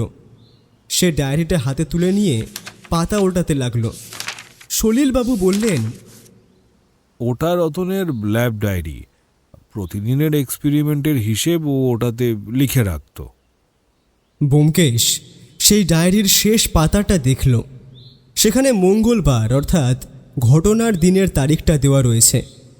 তার শেষ লাইনে লেখা, বিকাল 4টা, অধ্যাপক মহাশয়ের নির্দেশে ফর্মুলার শেষ রিডিং নেওয়া হলো, ফলাফল আশানুরূপ। ব্যোমকেশ ডায়েরিটা যথাস্থানে রেখে দিল। তার মুখে কোনো ভাবান্তর দেখা গেল না। আমরা ল্যাবরেটরির পেছনের দরজা দিয়ে বেরিয়ে একটা ছোট উঠোন পার হয়ে দারোয়ান হরিচরণের কোয়ার্টারে পৌঁছালাম। একটি দড়ির খাটিয়ায় শুয়েছিল বৃদ্ধ হরিচরণ। আমাদেরকে দেখে এসে ধর্মর করে উঠে বসার চেষ্টা করল, কিন্তু সলিলবাবু তাকে শুয়ে থাকতে বললেন। হরিচরণের শরীর এখনও বেশ দুর্বল, চোখ দুটো খুব ক্লান্ত। ব্যোমকেশ খাটিয়ার পাশে একটা কাঠের টুলে বসল। তারপর সে অত্যন্ত নরম গলায় বলল, হরিচরণবাবু, আপনার শরীর এখন কেমন? আমি ব্যোমকেশ বক্সি। হরিচরণ হাত জোড় করে কাঁপা কাঁপা গলায় বলল, হ্যাঁ হ্যাঁ হ্যাঁ, ঠিক আছে ঠিক আছে, খানিকটা সুস্থ লাগছে এখন। তবে ব্যোমকেশ বাবু, দিদিমণি চলে গেলেন, আমি আমি কিছুই করতে পারলুম নি। আমার আমার এমন পোড়া জ্বর এলো যে আমি আমি অঘরে ঘুমোচ্ছিলুম। ব্যোমকেশ বলল, মঙ্গলবার বিকেলের কথা আপনার মনে আছে? রতনবাবু যখন সুলতা দেবীর ঘরে গিয়েছিলেন তখন আপনি কোথায় ছিলেন? হরিচরণ খানিক থতমত খেয়ে সলিলবাবুর দিকে তাকালো। তারপর বলল, মঙ্গলবার বিকেলে? আইকে বাবু, বিকেল 4টে নাগাদ আমি ল্যাবরেটরির বারান্দায় বসেছিলুম। দেখলাম রতনবাবু খুব গম্ভীর মুখে দিদিমণির ঘরের দিকে যাচ্ছেন। তার কিছুক্ষণ পরেই দিদিমণির ঘর থেকে রতনবাবুর সরা গলা শুনতে পাই। রতনবাবু চেঁচিয়ে চেঁচিয়ে বলছিলেন, তুমি এটা করতে পারো না সুলতা, আমি মেসোমশাইকে সব বলে দেব, সব। সেই সময় দিদিমণিও খুব কাঁদতেছিলেন। তারপর বড়বাবু কলেজ থেকে ফিরে আসতেই রতনবাবু হন হন করে বেরিয়ে চলে যান। আমি উৎসুক হয়ে জিজ্ঞেস করলাম, ওদের মধ্যে কি কোনো ঝগড়া হয়েছিল? কিছু বুঝতে পারলে? হরিচরণ মাথা নাড়ল। হাইকে না বাবু, ভিতর থেকে দরজা বন্ধ ছিল, তাই পরিষ্কার করে কিছু শোনা যায়নি। তবে তবে রতন বাবুকে খুব খুব রাগী দেখাচ্ছিল। হ্যাঁ বাবু। ব্যোমকেশ হরিচরণের মুখের দিকে কিছুক্ষণ তাকিয়ে রইল। বৃদ্ধের চোখে ভয়ের চেয়েও বেশি এক ধরনের অপরাধ বোধ কাজ করছে বলে আমার মনে হলো। ব্যোমকেশ হঠাৎ হরিচরণের খাটিয়ার নিচে রাখা একজোড়া পুরনো চটি জুতোর দিকে তাকালো। জুতো দুটোর গায়ে শুকিয়ে যাওয়া লালচে এঁটেল মাটি লেগে রয়েছে, ঠিক যেমনটা আমরা হলুদ ঘরের কার্পেটে দেখে এসেছি। ব্যোমকেশ জুতোটার দিকে ইশারা করে শান্ত গলায় বলল, হরিচরণবাবু, আপনার জুতোয় এই লাল মাটি কোথা থেকে লাগলো? সলিলবাবু তো বললেন আপনাদের বাগানে এই মাটি নেই। হরিচরণ মুহূর্তের মধ্যে আমতা আমতা করে বলল, মানে মানে মানে বাবু, ওটা না ওই গত রবিবার আমি কালীঘাটে আমার এক আত্মীয়ের বাড়ি গিয়েছিলাম। ওখানকারই রাস্তার মাটি ওটা। সেই থেকে তো জুতোটা পরিষ্কার করা হয়নি, তাই ওটা এখনো লেগে রয়েছে। হ্যাঁ বাবু। ব্যোমকেশ আর কিছু জিজ্ঞেস করল না। সে টুল ছেড়ে উঠে দাঁড়িয়ে বলল, ঠিক আছে হরিচরণবাবু, আপনি বিশ্রাম করুন। আমরা যখন আউট হাউস থেকে বেরিয়ে আবার মূল বাড়ির বারান্দায় এলাম, তখন দুপুরের রোদ বেশ কড়া হয়েছে। সলিলবাবু আমাদের মধ্যাহ্ন ভোজনের জন্য অনুরোধ করলেন, কিন্তু ব্যোমকেশ বিনীতভাবে বারণ করে দিল। সে তাকে বলল, আজ আমরা আসি সলিলবাবু। প্রাথমিক কিছু তথ্য পেলাম, তবে রহস্যের জট এখনও খোলেনি। ইন্সপেক্টর সুরেশ সরকার যদি রতনকে ম্যাজিস্ট্রেটের সামনে হাজির করতে চান, তবে তাকে বলুন আরও 2 দিন সময় নিতে। রতন খুনি নয়, এটা আমি প্রায় নিশ্চিত। সলিলবাবুর চোখে জল এসে পড়ল। আপনার কথাই যেন সত্যি হয় ব্যোমকেশবাবু। আমরা যখন দেউড়ি পার হয়ে বড় রাস্তায় এসে একটা খালি ট্যাক্সি ধরলাম, তখন আমার মাথায় একরাশ প্রশ্ন ঘুরপাক খাচ্ছে। ট্যাক্সিতে উঠে আমি আর সেসব চেপে রাখতে পারলাম না। আমি বললাম, ব্যোমকেশ, হরিচরণের জুতোয় সেই একই লাল মাটি পাওয়া গেল যা হলুদ ঘরের কার্পেটে ছিল। তার মানে মঙ্গলবার রাতে হরিচরণ জ্বর বা শোয়ার নাটক করছিল। আচ্ছা, সে কি নিজেই সুলতার ঘরে ঢুকেছিল? আর সুলতার মৃত্যুর পেছনে কি এই হরিচরণই ছিল? কিন্তু ওর মোটিভটা কি এই খুনে? ব্যোমকেশ ট্যাক্সির সিটে হেলান দিয়ে চোখ বুঝল। সে পকেট থেকে হাত বের করে আঙুলের ডগাগুলো ঘষল। তারপর ধীর গলায় বলল, অজিত, রহস্য যত সহজ মনে হচ্ছে ততটা সহজ নয়। হরিচরণ যদি খুনি হতো, তবে সে নিজের ঘরে কাদা মাখা জুতো রেখে দিত না। আর প্রীতিশের থিয়েটার দেখার গল্পটাও বড্ড বেশি নিখুঁত। কিন্তু সবচেয়ে বড় খটকাটা কোথায় জানো? কোথায়? আমি জিজ্ঞেস করলাম। ব্যোমকেশ চোখ না খুলেই বলল, মঙ্গলবার বিকেলে রতন আর সুলতার ঝগড়া। হরিচরণ বলল, রতন বলছিল আমি মেসোমশাইকে সব বলে দেব। যদি রতন নিজেই কোনো জালিয়াতি বা চুরি করতে চাইতো, তবে সে সলিলবাবুকে বলে দেওয়ার ভয় সুলতাকে দেখাবে কেন? উল্টোটা হওয়ার কথা ছিল না? সুলতারই তো রতনকে ভয় দেখানোর কথা ছিল। আমি স্তব্ধ হয়ে গেলাম। সত্যি তো, এই দিকটা তো আমি এতক্ষণ ভেবে দেখিনি। লজিক তো উল্টো কথা বলছে। ততক্ষণে ট্যাক্সি ল্যান্সডাউন রোডের দিকে ছুটছে। ব্যোমকেশের মুখের গম্ভীর ভাব দেখে আমি বুঝলাম তার মগজে এখন এক নতুন এবং বিপজ্জনক সন্দেহের জাল বোনা শুরু হয়ে গিয়েছে। ল্যান্সডাউন রোডের বসার ঘরে ফিরে এসেও আমাদের মনের ভেতরের মেঘটা কাটল না। দুপুরের খাওয়া দাওয়া কোনো মতে সারার পর ব্যোমকেশ তার আরাম কেদারায় গিয়ে বসল। একটা নতুন সিগারেট ধরিয়ে সে একদৃষ্টে তাকিয়ে রইল ঘরের ছাদের দিকে। চারদিকে এক গভীর নীরবতা। আমি টেবিলের ওপর ঝুঁকে খাতার পাতায় বালিগঞ্জের ওই বাড়ির একটা খসড়া ম্যাপ আঁকার চেষ্টা করছিলাম। একদিকে ল্যাবরেটরি, মাঝখানে সেই ছোট্ট দরজা, আর ওপাশে বন্ধ হলুদ ঘর। আমি ম্যাপটা আঁকতে আঁকতে বললাম, ব্যোমকেশ, একটা জিনিস খেয়াল করেছো? প্রীতিশের ইন্স্যুরেন্স কোম্পানির চাকরি আর সুলতা দেবীর নামে ওই 10,000 টাকার বিমা, দুটোর মধ্যে একটা চোরা যোগসূত্র থাকলেও থাকতে পারে।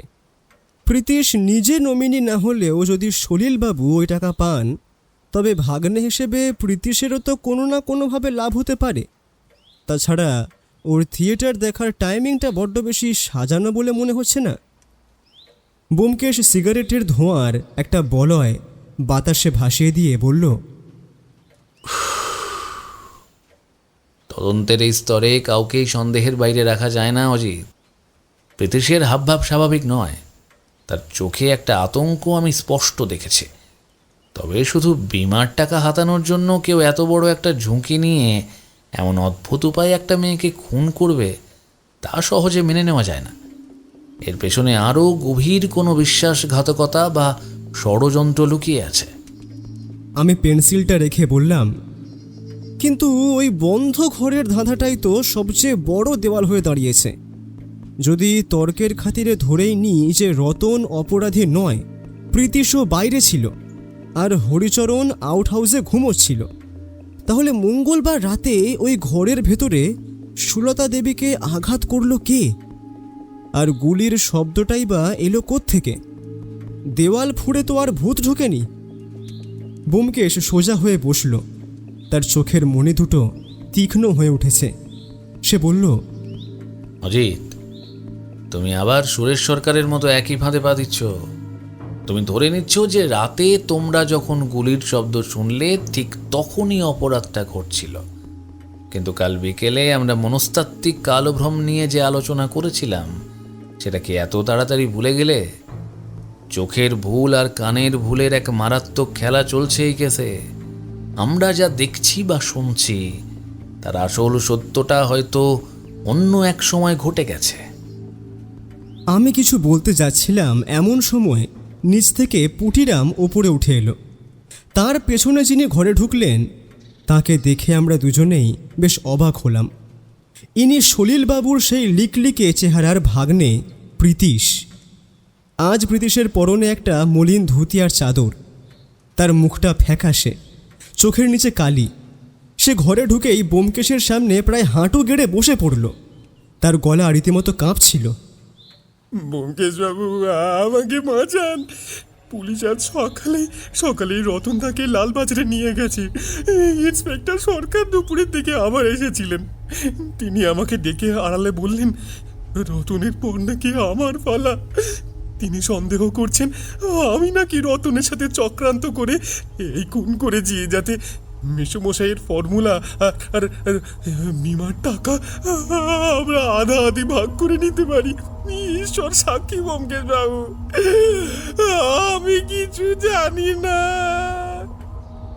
কথাটা বলতেই প্রীতিশ প্রায় কেঁদে ফেলল। ব্যোমকেশ অত্যন্ত শান্তভাবে প্রীতিশকে সোফায় বসালো। তারপর জলের গ্লাসটা এগিয়ে দিয়ে বলল, শান্ত হও প্রীতিশ। সুরেশ সরকার এখন অন্ধের মতো হাতড়াচ্ছেন, ওনার কথায় কান দিও না। তুমি যদি সত্যিই কথা বলে থাকো তবে তোমার ভয়ের কোনো কারণ নেই। তবে তোমার কাছ থেকে আমার একটা বিশেষ তথ্য জানা দরকার। প্রীতিশ চাদরের খুঁটে চোখ মুছে বলল, কি তথ্য ব্যোমকেশবাবু? আমি সব বলতে রাজি আছি। ব্যোমকেশ প্রীতিশের চোখের দিকে সোজা তাকিয়ে বলল, মঙ্গলবার বিকেলে রতন আর সুলতা দেবীর মধ্যে যে ঝগড়া হয়েছিল, তুমি কি সেটার কোনো অংশ নিজের কানে শুনেছিলে? দারোয়ান হরিচরণ যা শুনেছে তা খুবই সামান্য। তুমি তো ওই বাড়ির ভেতরেই ছিলে। তুমি কি কিছু বুঝতে পেরেছিলে? প্রীতিশ কিছুটাই ইতস্তত করল। তারপর ঘরের চারপাশটা একবার দেখে নিয়ে নিচু গলায় বলল, মেসমশাই তখন বাড়িতে ছিলেন না। আমি দোতলার ঘরে বসে ফাইল গুছাচ্ছিলাম। হঠাৎ নিচের সুলতার ঘর থেকে একটা চিৎকার শুনে আমি সিঁড়ির মুখে এসে দাঁড়াই। রতনদা খুব উত্তেজিত হয়ে বলছিলেন, সুলতা, তুমি নিজের জীবনটা এইভাবে ধ্বংস করতে পারো না। ওই লোকটা একটা আস্ত শয়তান, মিথ্যেবাদী। সে পুলিশ সেজে ঘুরে বেড়াচ্ছে। তুমি যদি মেসমশাইকে সব না বলো, তবে আমি আজ রাতেই মেসমশাইকে সব খুলে বলবো। আমি আর ব্যোমকেশ একযোগে চমকে উঠলাম। আমি রুদ্ধশ্বাসে জিজ্ঞেস করলাম, পুলিশ সেজে ঘুরে বেড়াচ্ছে? রতন কার কথা বলছিল? প্রীতিশ মাথা নাড়ল। আমি জানি না অজিতবাবু। সুলতা তখন খুব কাঁদছিল। সে বলছিল, রতনদা, তুমি বাবাকে কিছু বলো না গো। বাবা এই আঘাত সহ্য করতে পারবেন না। আমি নিজেই ওই আপদকে বিদায় করব। তুমি বাবাকে কিছু বলো না। এর বেশি আমি আর কিছুই শুনতে পাইনি, কারণ তখনই গেটে মেসমশাইয়ের গাড়ি ঢোকার শব্দ, আর রতনদা ঘর থেকে বেরিয়ে যায়। ব্যোমকেশের মুখের ভাব পলকের মধ্যে গম্ভীর হয়ে গেল। তার চোখ দুটো যেন জলজল করতে লাগলো। সে প্রীতিশের দিকে ঝুঁকে পড়ে বলল, প্রীতিশ, তুমি এই কথাটা ইন্সপেক্টর সুরেশ সরকারকে বলেছো নাকি? না ব্যোমকেশবাবু, সাহসে কুলায়নি। প্রীতিশ ভয়ার্ত গলায় বলল, পুলিশ তো এমনিতেই রতনদাকে খুনি ঠাউরে বসে আছেন। আমি যদি এখন কোনো অজ্ঞাত ব্ল্যাকমেইলারের কাজ গল্প ফাঁদি, তবে তিনি ভাববেন আমি রতনকে বাঁচানোর জন্য মন গড়া গল্প বানাচ্ছি। উল্টে আমাকেই হয়তো গারদে পুড়ে দেবেন। ব্যোমকেশ কিছুক্ষণ নিঃশব্দে পায়চারি করল। তারপর প্রীতিশের কাঁধে হাত রেখে বলল, তুমি ঠিকই করেছো প্রীতিশ। এই কথাটা আপাতত লালবাজারের কানে তোলার দরকার নেই। তুমি এখন বাড়ি যাও, তবে খুব সাবধানে থাকবে। বাড়িতে কোনো অপরিচিত লোক এলে বা সন্দেহজনক কিছু দেখলে তৎক্ষণাৎ আমাকে খবর দেবে। ঠিক আছে ব্যোমকেশবাবু, তবে আপনি আমার বিষয়টা দেখবেন। আমি নিরপরাধ। কাঁদো কাঁদো গলায় কথাটা বলেই প্রীতিশ বিদায় নিয়ে চলে যাওয়ার পর ঘরের বাতাস যেন আরও ভারী হয়ে উঠল। আমি ব্যোমকেশের দিকে তাকিয়ে বললাম, ব্যোমকেশ, এ তো এক সম্পূর্ণ নতুন মোড়। সুলতা দেবীর অতীতে তবে এমন কোনো গোপন রহস্য বা বাধ্যবাধকতা ছিল যার সুযোগ নিয়ে কেউ তাকে ব্ল্যাকমেল করছিল, আর রতন সেটা জানতে পেরেই সুলতাকে চাপ দিচ্ছিল সলিলবাবুকে সব বলার জন্য। ব্যোমকেশ জানলার বাইরে বিকেলের ম্লান আলোর দিকে তাকিয়ে রইল। তারপর সে ধীর গলায় বলল, হ্যাঁ অজিত, রহস্যের জালটা এবার ধীরে ধীরে গুটিয়ে আসছে। রতন আর সুলতার ঝগড়ার আসল কারণটা বোঝা গেল। রতন সুলতাকে বাঁচাতে চেয়েছিল, ক্ষতি করতে নয়। কিন্তু সেই ব্ল্যাকমেলার লোকটা কে? সে কি এই বাড়িরই কেউ, নাকি বাইরের কোনো ছদ্মবেশী শয়তান? আমি বললাম, কিন্তু হরিচরণের সেই কাদা মাখা জুতোর রহস্য, সেটার সাথে এই ব্ল্যাকমেলের কি সম্পর্ক? ব্যোমকেশ একটা দীর্ঘশ্বাস ফেলে বলল, সব সম্পর্ক আছে অজিত। হরিচরণ, প্রীতিশ, রতন সবাই এই নাটকের এক একটি চরিত্র। কিন্তু আসল খেলোয়াড় এখনো আড়ালে বসে হাসছে। সে ভাবছে সে একটা নিখুঁত মায়াজাল তৈরি করে পুলিশ আর গোয়েন্দাকে বোকা বানিয়ে দিয়েছে। কিন্তু সে জানে না, যুক্তি ও বুদ্ধিমত্তার আলোয় যে কোনো মায়াজালই একসময় কুয়াশার মতো কেটে যায়। ব্যোমকেশ অর্ধেক সিগারেটটা মেঝেতে ফেলে পা দিয়ে ডোলেই হঠাৎ বলল, অজিত, চলো, আমাদের একবার লালবাজারের দিকে যেতে হবে। ইন্সপেক্টর সুরেশ সরকারের সাথে একটু সৌজন্য সাক্ষাৎ করে আসি। দেখতে হবে রতনের ওপর ওনারা কতটা চাপ সৃষ্টি করেছেন। আমি জামাটা গায়ে গলিয়ে নিতে নিতে বুঝলাম ব্যোমকেশের মাথায় এই মুহূর্তে হয়তো রহস্যের জাল পরিষ্কার হতে শুরু করেছে। কিন্তু সে এখনও কোনো কিছুই আমার কাছে পুরোপুরি খোলসা করছে না। বালিগঞ্জের সেই হলুদ ঘরের দেওয়ালগুলো যেন এক অদৃশ্য রক্তের দাগ বুকে নিয়ে আমাদের দিকে তাকিয়ে হাসছিল।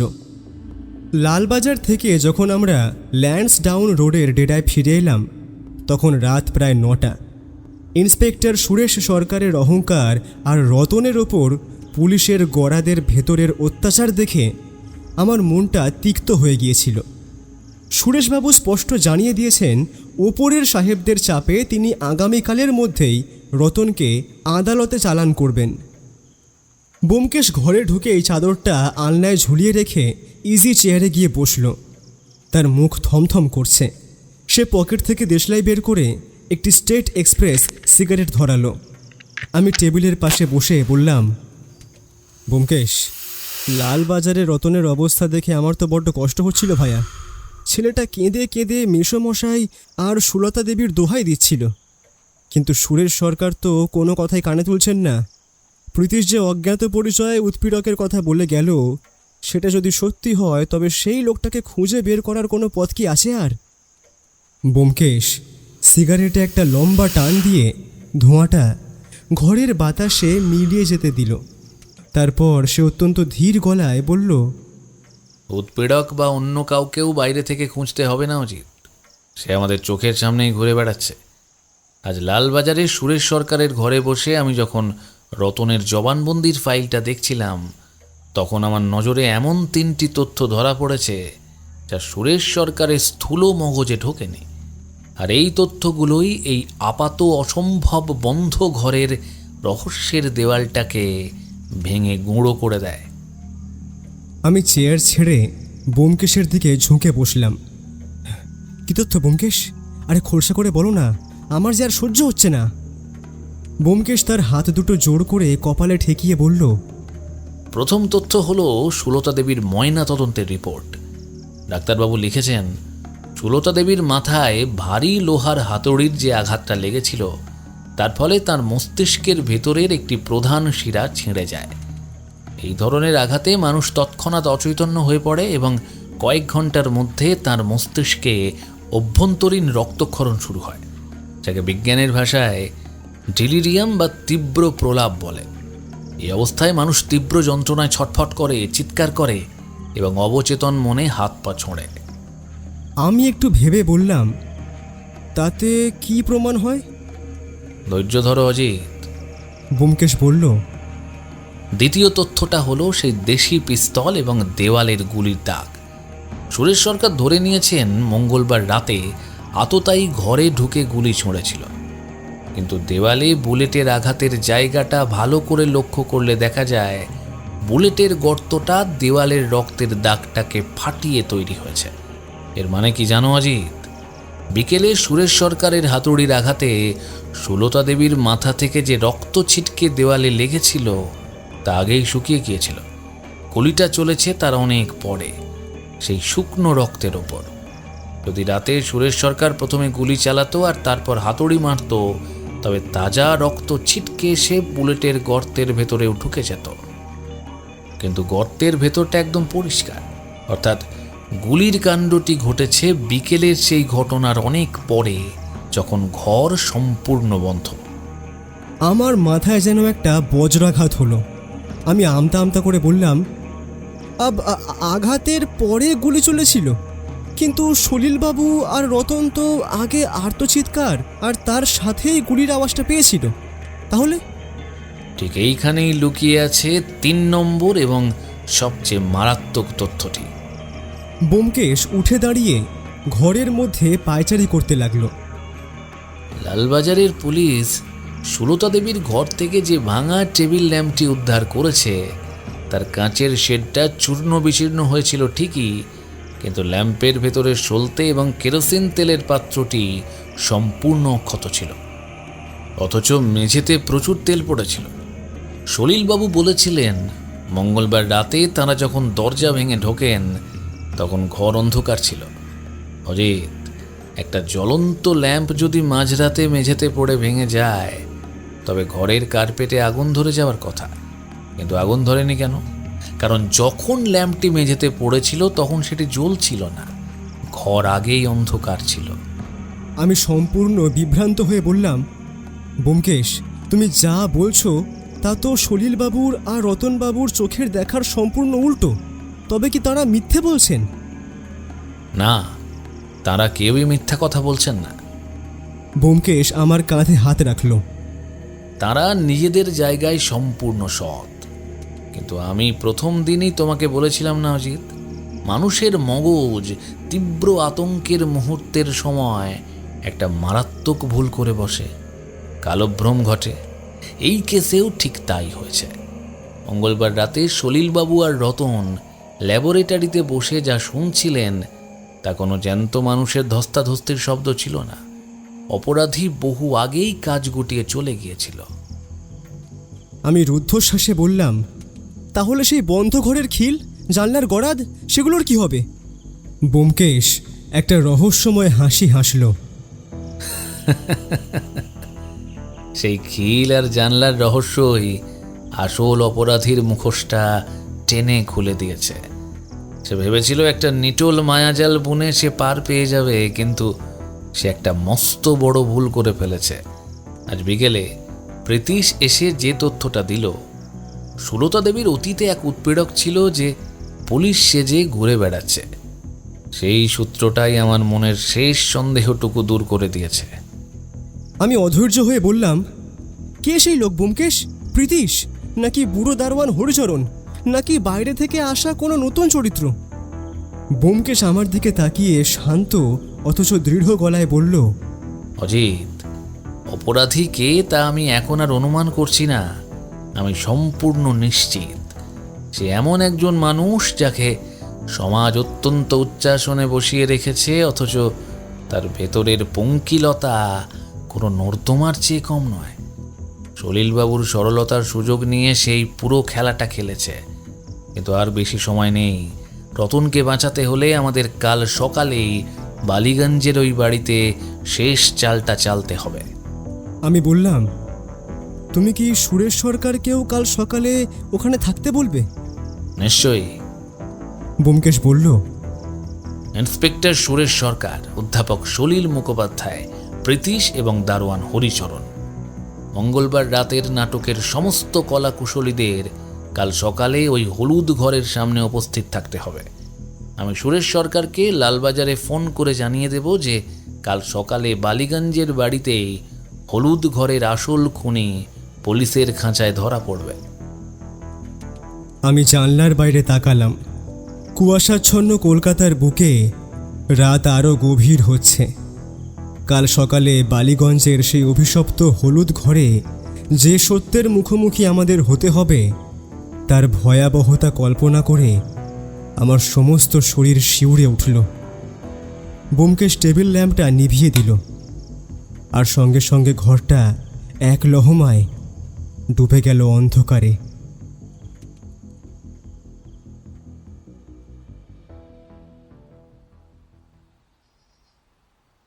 নভেম্বর মাসের সেই কুয়াশা ঘেরা বৃহস্পতিবারের সকালটা আমি কোনো দিন ভুলব না। ব্যোমকেশের অনুরোধে লালবাজারের ইন্সপেক্টর সুরেশ সরকার সকাল 9:30টার মধ্যেই রতনকে পুলিশ ভ্যানে করে বালিগঞ্জের সলিলবাবুর বাড়িতে নিয়ে এসেছিলেন। রতনের হাতের হাতকড়াটা তখনও খোলা হয়নি। ছেলেটার চোখ মুখ শুকিয়ে কাঠ, চোয়াল বসে গেছে। ল্যান্সডাউন রোডের ডেরা থেকে বেরোনোর সময় ব্যোমকেশ তার পাঞ্জাবির ভেতরের পকেটে ভারী কিছু একটা পুড়ে নিয়েছিল, যা আমি খেয়াল করলেও তখন কিছু জিজ্ঞেস করিনি। বালিগঞ্জের সেই বিশাল বাড়ির বৈঠকখানায় যখন আমরা সবাই জড়ো হলাম, তখন ঘরের ভেতরে আবহাওয়াটা একটা বারুদ ভর্তি ঘরের মতো দেখাচ্ছিল। বৈঠকখানায় উপস্থিত ছিলেন অধ্যাপক সলিল মুখোপাধ্যায়, ভয়ার্ত প্রীতিশ, বারান্দার এক কোণে লাঠি হাতে দাঁড়িয়ে থাকা বৃদ্ধ দারোয়ান হরিচরণ, আর সোফায় বুক ফুলিয়ে বসা ইন্সপেক্টর সুরেশ সরকার। রতনকে দুজন কনস্টেবল ঘরের একপাশে দাঁড় করিয়ে রেখেছিল। সুরেশ সরকার তার পকেট থেকে ঘড়িটা বের করে দেখে নিয়ে খানিক তাচ্ছিল্যের সুরে বললেন, দেখুন ব্যোমকেশবাবু, আপনার অনুরোধে আসামিকে লালবাজারের হাজত থেকে এখানে নিয়ে এসেছি বটে, কিন্তু আমার হাতে বেশি সময় নেই। লালবাজারের বড় সাহেবরা বেলা 11টার মধ্যে এই কেসের চূড়ান্ত রিপোর্ট দেখতে চেয়েছেন। আপনি নাকি বলেছেন আজ এই ঘরেই আসল খুনি ধরা পড়বে। তা আপনার সেই কাল্পনিক খুনিটি কোথায়? হ্যাঁ, ব্যোমকেশ বিন্দুমাত্র উত্তেজিত না হয়ে নিজের পকেট থেকে স্টেট এক্সপ্রেস সিগারেটের কেসটা বের করলো। একটি সিগারেট সেখান থেকে বের করে ধরিয়ে সে শান্ত গলায় বলল,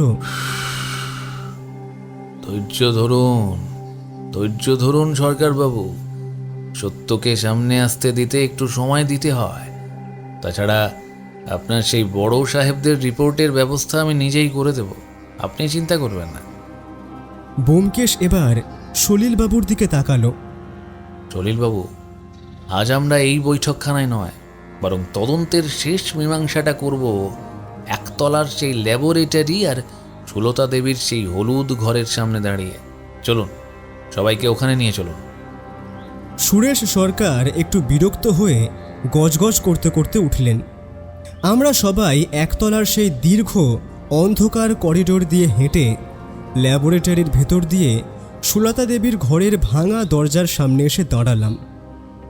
দিনের আলোতেও সেই হলুদ রঙের ঘরটা কেমন যেন থমথমে আর অভিশপ্ত দেখাচ্ছিল। মেঝের কার্পেটের ওপর সেই কালচে রঙের দাগটা এখনও স্পষ্ট। ব্যোমকেশ ঘরের মাঝখানে গিয়ে দাঁড়ালো। সে ঘরের চারপাশের বন্ধ জানালা, লোহার গরাদ আর বাথরুমের দরজার দিকে একবার চোখ বুলিয়ে নিয়ে উপস্থিত সবার দিকে তাকালো। সে গভীর ও গম্ভীর গলায় বলতে শুরু করলো, মঙ্গলবার রাতে এই ঘরের ভেতর একটা বীভৎস অপরাধ ঘটেছিল। ইন্সপেক্টর সুরেশ সরকার তার চেনা পুলিশি বুদ্ধি দিয়ে ধরে নিয়েছেন যে রতন বাইরে থেকে চাবি দিয়ে দরজা লক করে চাবিটা জানলা দিয়ে ভেতরে ছুঁড়ে ফেলে দিয়েছিলেন। কিন্তু পুলিশ ইন্সপেক্টর একটা সহজ লজিক ভুলে গেছেন। চাবি দিয়ে বাইরে থেকে তালা বন্ধ করা যায়, কিন্তু দরজার ভেতরের সেই ভারী লোহার খিলটা চড়ানো যায় না। আর যখন সলিলবাবু আর রতন দরজা ভেঙেছিলেন, তখন খিলটা ভেতর থেকে শক্ত করে আটকানো ছিল। সুরেশ সরকার চটে গিয়ে বললেন, সে তো আমি অনেক আগেই বলেছি ব্যোমকেশ বাবু, রতন কোনো সুতো বা তারের কারসাজি করে জানলার বাইরে থেকে টান মেরে খিলটা নামিয়ে দিয়েছিল। অসম্ভব সরকারবাবু। ব্যোমকেশ তীব্র গলায় বলল, পদার্থবিদ্যার অধ্যাপক সলিলবাবু এখানে দাঁড়িয়ে আছেন, ওনাকে জিজ্ঞেস করুন এই 300 ওজনের খাঁটি লোহার খিল যা দরজার কড়ার মধ্যে শক্ত করে বসে থাকে, তা জানলার ওপাশ থেকে সুতো দিয়ে টেনে নামানো কোনো মানুষের পক্ষে সম্ভব কিনা। তাছাড়া জানলার গরাদের ফাঁকগুলো এতটাই সংকীর্ণ যে সেখান দিয়ে হাত গলিয়ে খিল ছোঁয়া যায় না।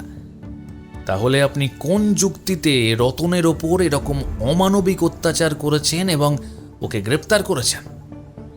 প্রীতিশ পাশ থেকে ফিসফিস করে বলল, তাহলে খুনি বেরোলো কোন পথে? ব্যোমকেশ প্রীতিশের দিকে তাকিয়ে শান্ত স্বরে বলল, খুনি এই বন্ধ ঘরের দেওয়াল বা জানলা গলে বেরোয়নি প্রীতিশবাবু। কারণ মঙ্গলবার রাতে যখন আপনারা বাইরে থেকে আর্তচিৎকার আর গুলির শব্দ শুনে দরজা ভেঙে ভেতরে ঢুকলেন, তখন এই ঘরের ভেতর কোনো খুনি বা আততায়ী ছিলই না। ঘর তখন সম্পূর্ণ শূন্য ছিল। বৈঠকখানার সবাই যেন একসাথে স্তব্ধ হয়ে গেল। সলিলবাবু 2 হাত মাথায় দিয়ে বললেন, সে কি বলছেন ব্যোমকেশবাবু? ঘর যদি শূন্যই থাকবে, তবে সুলতাকে মারল কে? আর আমরা যে রাতে নিজের কানে সুলতার চিৎকার আর গুলির শব্দ শুনলাম, সেটার ব্যাখ্যা কি? ব্যোমকেশ সলিলবাবুর কাছে এগিয়ে গিয়ে তার কাঁধে হাত রাখল। সে বলল, সলিলবাবু, সুলতা দেবীর ওপর আসল আক্রমণটা ঘটেছিল মঙ্গলবার বিকেল 4টে থেকে 4:30-এর মধ্যে, যখন আপনি কলেজে ছিলেন। আমি রুদ্ধশ্বাসে বললাম, মঙ্গলবার বিকেলে? হ্যাঁ অজিত। ব্যোমকেশ আমার দিকে ফিরল। মনে আছে, আমরা আমাদের ল্যান্সটাউন রোডের ঘরে বসে মনস্তাত্ত্বিক কালভ্রম নিয়ে আলোচনা করছিলাম। মানুষ তীব্র আতঙ্কের মুহূর্তে সময়ের হিসাব গুলিয়ে ফেলে। এই কেসেও ঠিক তাই ঘটেছে। মঙ্গলবার বিকেলে এক চতুর এবং কুখ্যাত অপরাধী, যে সুলতা দেবীর অতীতে কোনো গোপন দুর্বলতার সুযোগ নিয়ে তাকে দীর্ঘদিন ধরে অর্থ বা অন্য কোনো কারণে অতিষ্ঠ করে তুলেছিল, ব্ল্যাকমেইল করেছিল, সে ছদ্মবেশে এই বাড়িতে ঢোকে। সুলতা তাকে নিজের ঘরে ডেকে কথা বলছিলেন। কোনো কারণে তাদের মধ্যে তীব্র বচসা হয় এবং সেই লোকটা ল্যাবরেটরি থেকে আনা ওই ভারী লোহার হাতুড়ি দিয়ে সুলতা দেবীর মাথায় প্রচণ্ড আঘাত করে। ব্যোমকেশ বলতে লাগলো, ময়নাতদন্তের রিপোর্টে স্পষ্ট লেখা আছে ওই আঘাতে সুলতা দেবীর মস্তিষ্কের ভেতরের প্রধান শিরা ছিঁড়ে যায়। এই ধরনের আঘাতে মানুষ সাথে সাথে অজ্ঞান হয়ে পড়ে না, কিন্তু তার মাথায় অভ্যন্তরীণ রক্তক্ষরণ শুরু হয়। অপরাধী সুলতাকে মৃত ভেবে ল্যাবরেটরির পেছনের দরজা দিয়ে তখনই চম্পট দেয়, কিন্তু সুলতা দেবী কিছুক্ষণ পর চেতনা ফিরে পান।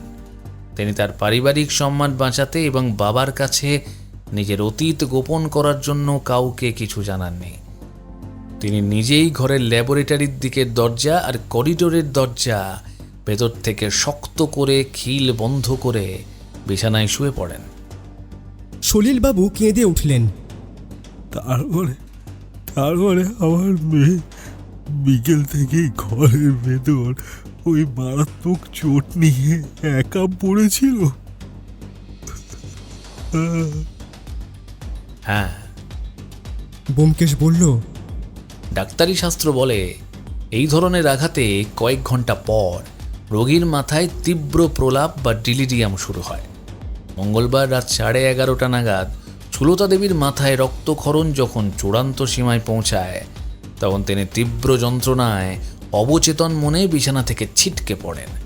যন্ত্রণার চোটে তার গলা দিয়ে যে আর্তচিৎকার বেরিয়েছিল সেটাই আপনারা ল্যাবরেটরি থেকে শুনতে পান।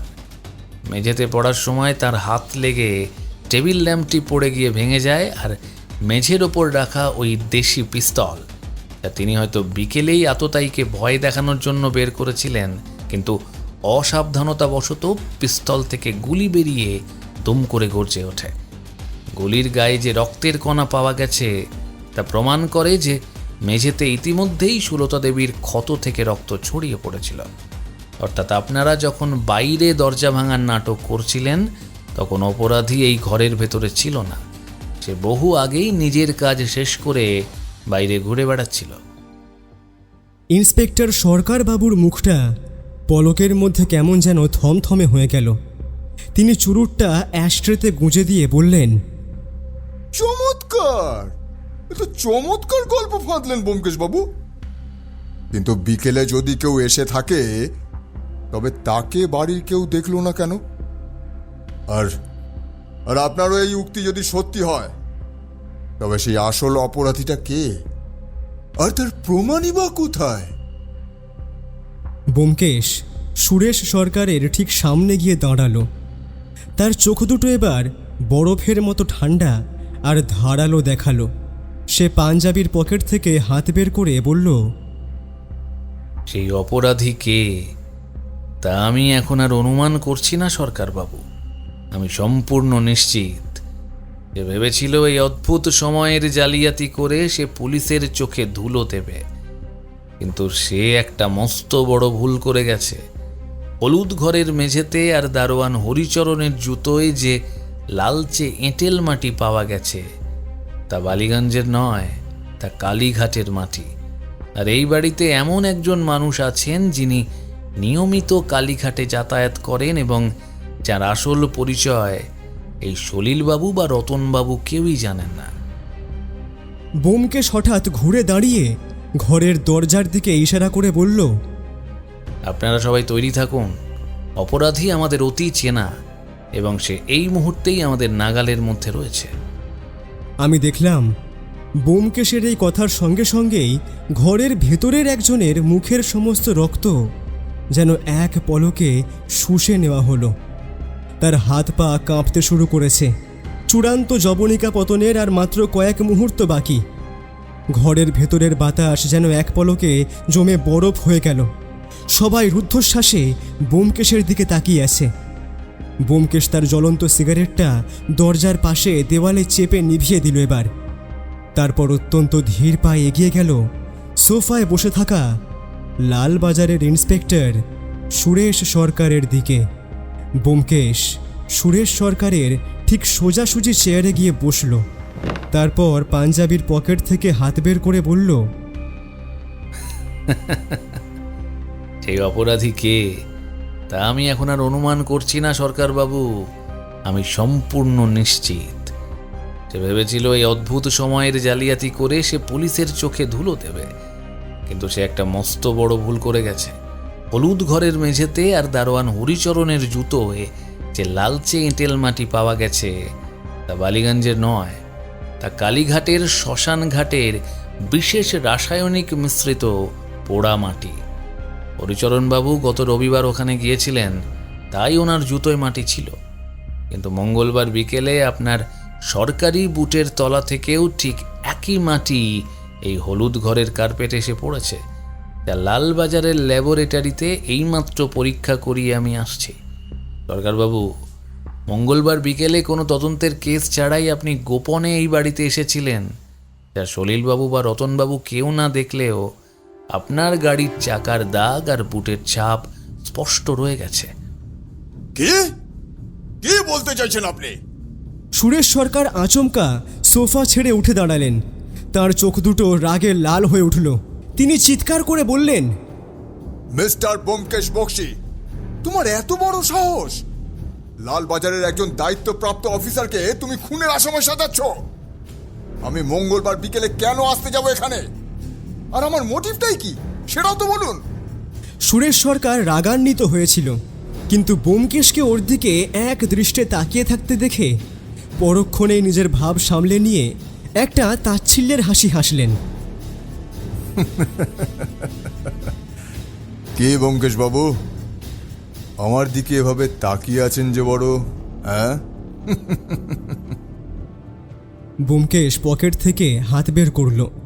তার হাতের মুঠোয় ছিল একটা ছোট চামড়ার থলে। সে ওটা সলিলবাবুর টেবিলের ওপর রেখে শান্ত গলায় বলল, লালবাজারের রিপোর্ট তো তৈরিই আছে সরকারবাবু, শুধু আসামির নামের জায়গায় রতন গাঙ্গুলির বদলে আপনার নামটা বসাতে হবে। মিস্টার ব্যোমকেশ বক্সী, আপনি কিন্তু মাত্রা ছাড়িয়ে যাচ্ছেন। সুরেশ সরকার গর্জে উঠলেন। কোমরের পিস্তলে হাত দিলেন তিনি, কিন্তু ওর হাতটা হোলস্টার ছুঁতে পারল না। তার আগেই লালবাজারের দুজন সশস্ত্র কনস্টেবল ঘরের দরজার আড়াল থেকে বেরিয়ে সুরেশ সরকারের দু হাত চেপে ধরল। তারা ব্যোমকেশেরই আগাম ব্যবস্থার অংশ হিসেবে বাইরে ওত পেতেছিল। সলিলবাবু স্তব্ধ হয়ে বললেন, ব্যোমকেশবাবু, এ আপনি কি বলছেন? সুরেশবাবু তো লালবাজারের নামী অফিসার, উনি কেন আমার সুলতাকে? বলছি সলিলবাবু, সব বলছি। ব্যোমকেশ একটা চেয়ার টেনে সলিলবাবুর মুখোমুখি বসল। সুরেশ সরকার পুলিশের বড় অফিসার হতে পারেন, কিন্তু ওনার আসল ব্যবসা ছিল অন্য। অজিত, তোমার মনে আছে প্রীতিশ আমাদের বলেছিল রতন আর সুলতার ঝগড়ার সময় রতন বলছিল ওই লোকটা পুলিশ সেজে ঘুরে বেড়াচ্ছে। রতন আসলে ঠিকই বলেছিল। সুরেশ সরকার এই বালিগঞ্জ কালীঘাট এলাকায় ছদ্মবেশে একটা কুখ্যাত চোরাচালান আর ব্ল্যাকমেলিংয়ের চক্র চালাচ্ছিলেন। রতন হাত কড়া পড়া অবস্থাতেই কেঁদে উঠে বলল, হ্যাঁ মেসোমশাই, আমি সুলতার মুখে সব শুনেছিলাম। সুরেশ সরকার আসলে পুলিশ অফিসার হলেও ওর একটা গোপন গ্যাং আছে। সুলতা মাসখানেক আগে ওর এক বান্ধবীর পারিবারিক বিপদের সাহায্য করতে গিয়ে সুরেশ সরকারের এই আসল রূপটা ধরে ফেলে। সুলতা জানতে পারে সুরেশ সরকার বালিগঞ্জের নামী পরিবারের গোপন নথি চুরি করে বা জাল করে পুলিশি ক্ষমতার ভয় দেখিয়ে লাখ লাখ টাকা ব্ল্যাকমেল করছেন। সুলতা ওর কলেজের বন্ধুদের সাহায্যে সুরেশ সরকারের এই চক্রের কিছু একটা অকাট্য প্রমাণ আর ওর সই করা একটা ডায়েরি জোগাড় করে ফেলেছিল। আমি অবাক হয়ে বললাম, কিন্তু ব্যোমকেশ, রতনের মামার পিস্তলটা সুলতার কাছে কি করে এলো, আর মঙ্গলবার বিকেলেই বা কি হয়েছিল? ব্যোমকেশ প্রীতিশের দিকে তাকালো। প্রীতিশ, মঙ্গলবার বিকেলে রতন যখন সুলতার ঘরে চড়া গলায় কথা বলছিল, সে আসলে সুলতাকে বাঁচাতে চাইছিল, তাই না?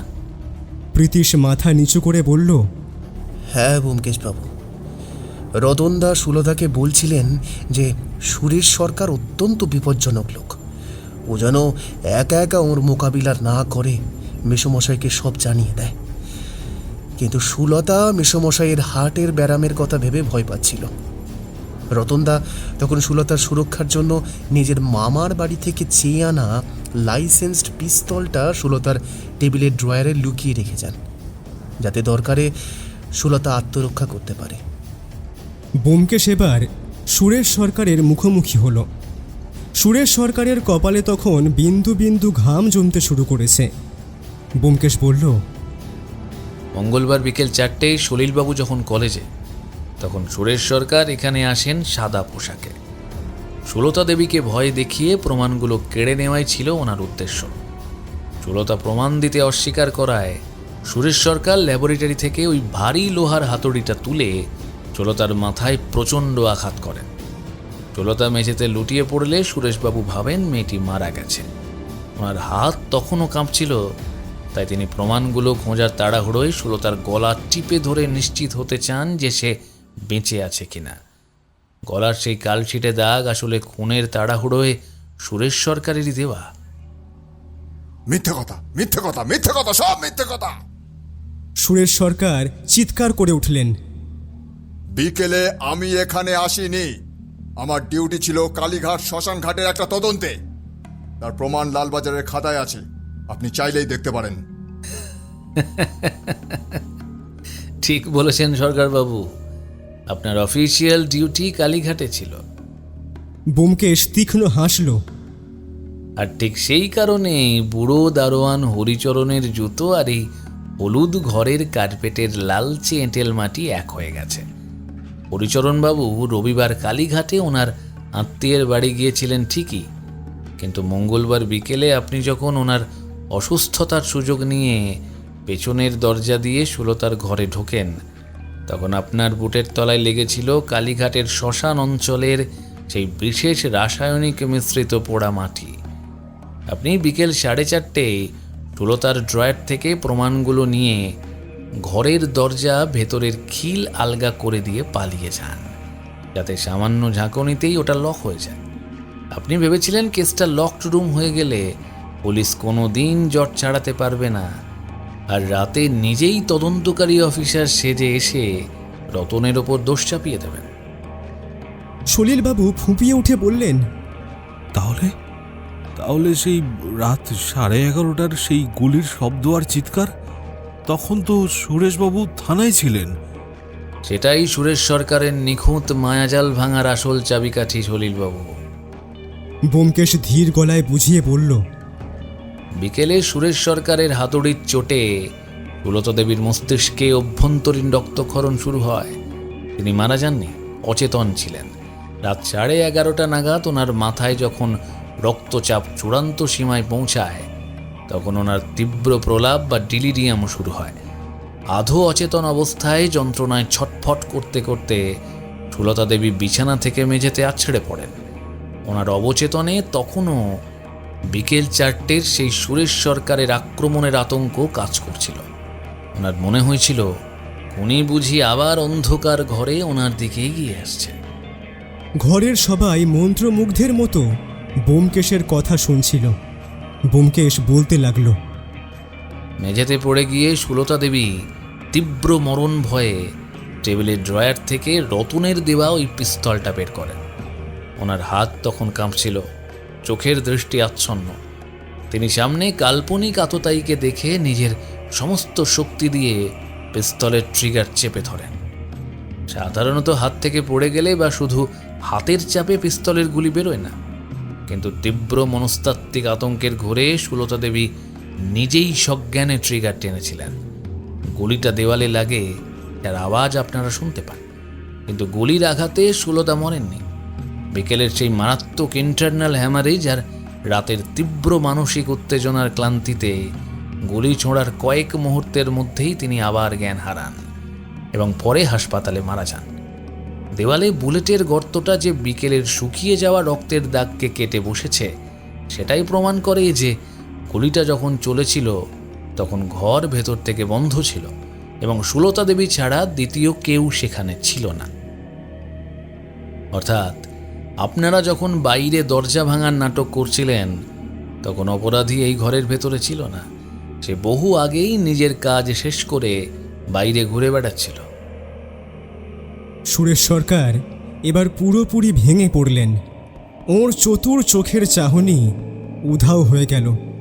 তিনি কাঁপা কাঁপা গলায় বললেন, আপনি আপনি আপনি এসবের প্রমাণ কোথায় পেয়েছেন ব্যোমকেশ বাবু? লালবাজার শুধু গল্পে বিশ্বাস করে না, প্রমাণ চাই, প্রমাণ। ব্যোমকেশ নিজের পকেট থেকে একটি ছোট রুমাল বের করে সুরেশ সরকারের চোখের সামনে ধরল সেটা। রুমালটা খুলতে দেখা গেল তার ভেতর চকচক করছে সোনার জল করা একটি ধাতব লোগো, যা লালবাজারের উচ্চপদস্থ অফিসারদের পকেট ঘড়ির চেনে লাগানো থাকে। ব্যোমকেশ শান্ত কিন্তু বজ্রকঠিন গলায় বলল, প্রমাণ এই লোগোটাতেই আছে সরকারবাবু। মঙ্গলবার বিকেলে সুলতা দেবী যখন আপনাকে প্রমাণগুলো দিতে অস্বীকার করেন, তখন ওনার সাথে আপনার ধস্তাধস্তি হয়েছিল। সুলতা নিজের আত্মরক্ষার জন্য আপনার জামা খামচে ধরেছিলেন, আর ঠিক তখনই আপনার পকেট ঘড়ির চেইনের এই লোগোটি ছিঁড়ে খাটের পায়ার কাছে কার্পেটের নিচে পড়ে যায়। তাড়াহুড়োয় আপনি ওটা খেয়াল করেননি, কিন্তু তদন্তের সময় ওটা আমার চোখে পড়ে। ওই লোগোর পেছনে আপনার নিজস্ব নম্বর আর আদ্যক্ষর S.S খোদাই করা আছে। এবার বলুন সরকারবাবু, মঙ্গলবার রাতে তদন্তকারী অফিসার হিসেবে এই বাড়িতে আসার আগে আপনার এই ব্যক্তিগত লোগোটি সুলতার বন্ধ ঘরের ভেতর পৌঁছালো কি করে? সুরেশ সরকার আর একটা শব্দ উচ্চারণ করতে পারলেন না। ওর মাথাটা অপরাধীর মতোই নিচু হয়ে গেল। দুজন কনস্টেবল সুরেশ সরকারের হাতে হাতকড়া পরিয়ে ওনাকে টেনে নিয়ে যেতে লাগলো। যাওয়ার সময় সুরেশ সরকার শুধু একবার ব্যোমকেশের দিকে তাকালেন, যেই চোখে আর কোনো তাচ্ছিল্য ছিল না, ছিল এক পরাজিতের চরম বিস্ময়। রতনকে পুলিশ তৎক্ষণাৎ ছেড়ে দিল। সলিলবাবু রতনকে বুকে জড়িয়ে ধরে কাঁদতে লাগলেন। রতন সলিলবাবুর পা ছুঁয়ে প্রণাম করে বলল, মেশমশাই, আমি সুলতাকে বাঁচাতে পারলাম না, কিন্তু কিন্তু ওর সম্মান আমি কোনোদিনও কমতে দেব না, কোনোদিনও না। করিডোর দিয়ে বাইরে আসার সময় আমি ব্যোমকেশের পিঠে হাত দিয়ে বললাম, বাহ ব্যোমকেশ, তুমি তো সত্যিই এক মনস্তাত্ত্বিক কালো ভ্রমের পর্দা ফাঁস করে দিলে হে। সুরেশ সরকার তো নিজেকে আইনের চেয়েও বড় ভাবছিল। ব্যোমকেশ পকেট থেকে আরেকটি সিগারেট বের করে ধরালো। বালিগঞ্জের দেউড়ি পার হয়ে কলকাতার উজ্জ্বল রোদে পা রাখতেই সে বলল, আইনের ফাঁক ফোকর দিয়ে মানুষ হয়তো কয়েকদিন পার পেয়ে যেতে পারে অজিত, কিন্তু প্রকৃতির নিজস্ব একটা ফরেন্সিক লজিক আছে। সেখানে অপরাধী যতই চতুর হোক না কেন, নিজের অজান্তেই সে সত্যের কোনো না কোনো স্বাক্ষর রেখে যায়। হলুদ ঘরের রহস্য আসলে কোনো বন্ধ ঘরের রহস্য ছিল না, ওটা ছিল সময়ের এক নিষ্ঠুর খেলা, যা আজ শেষ হলো।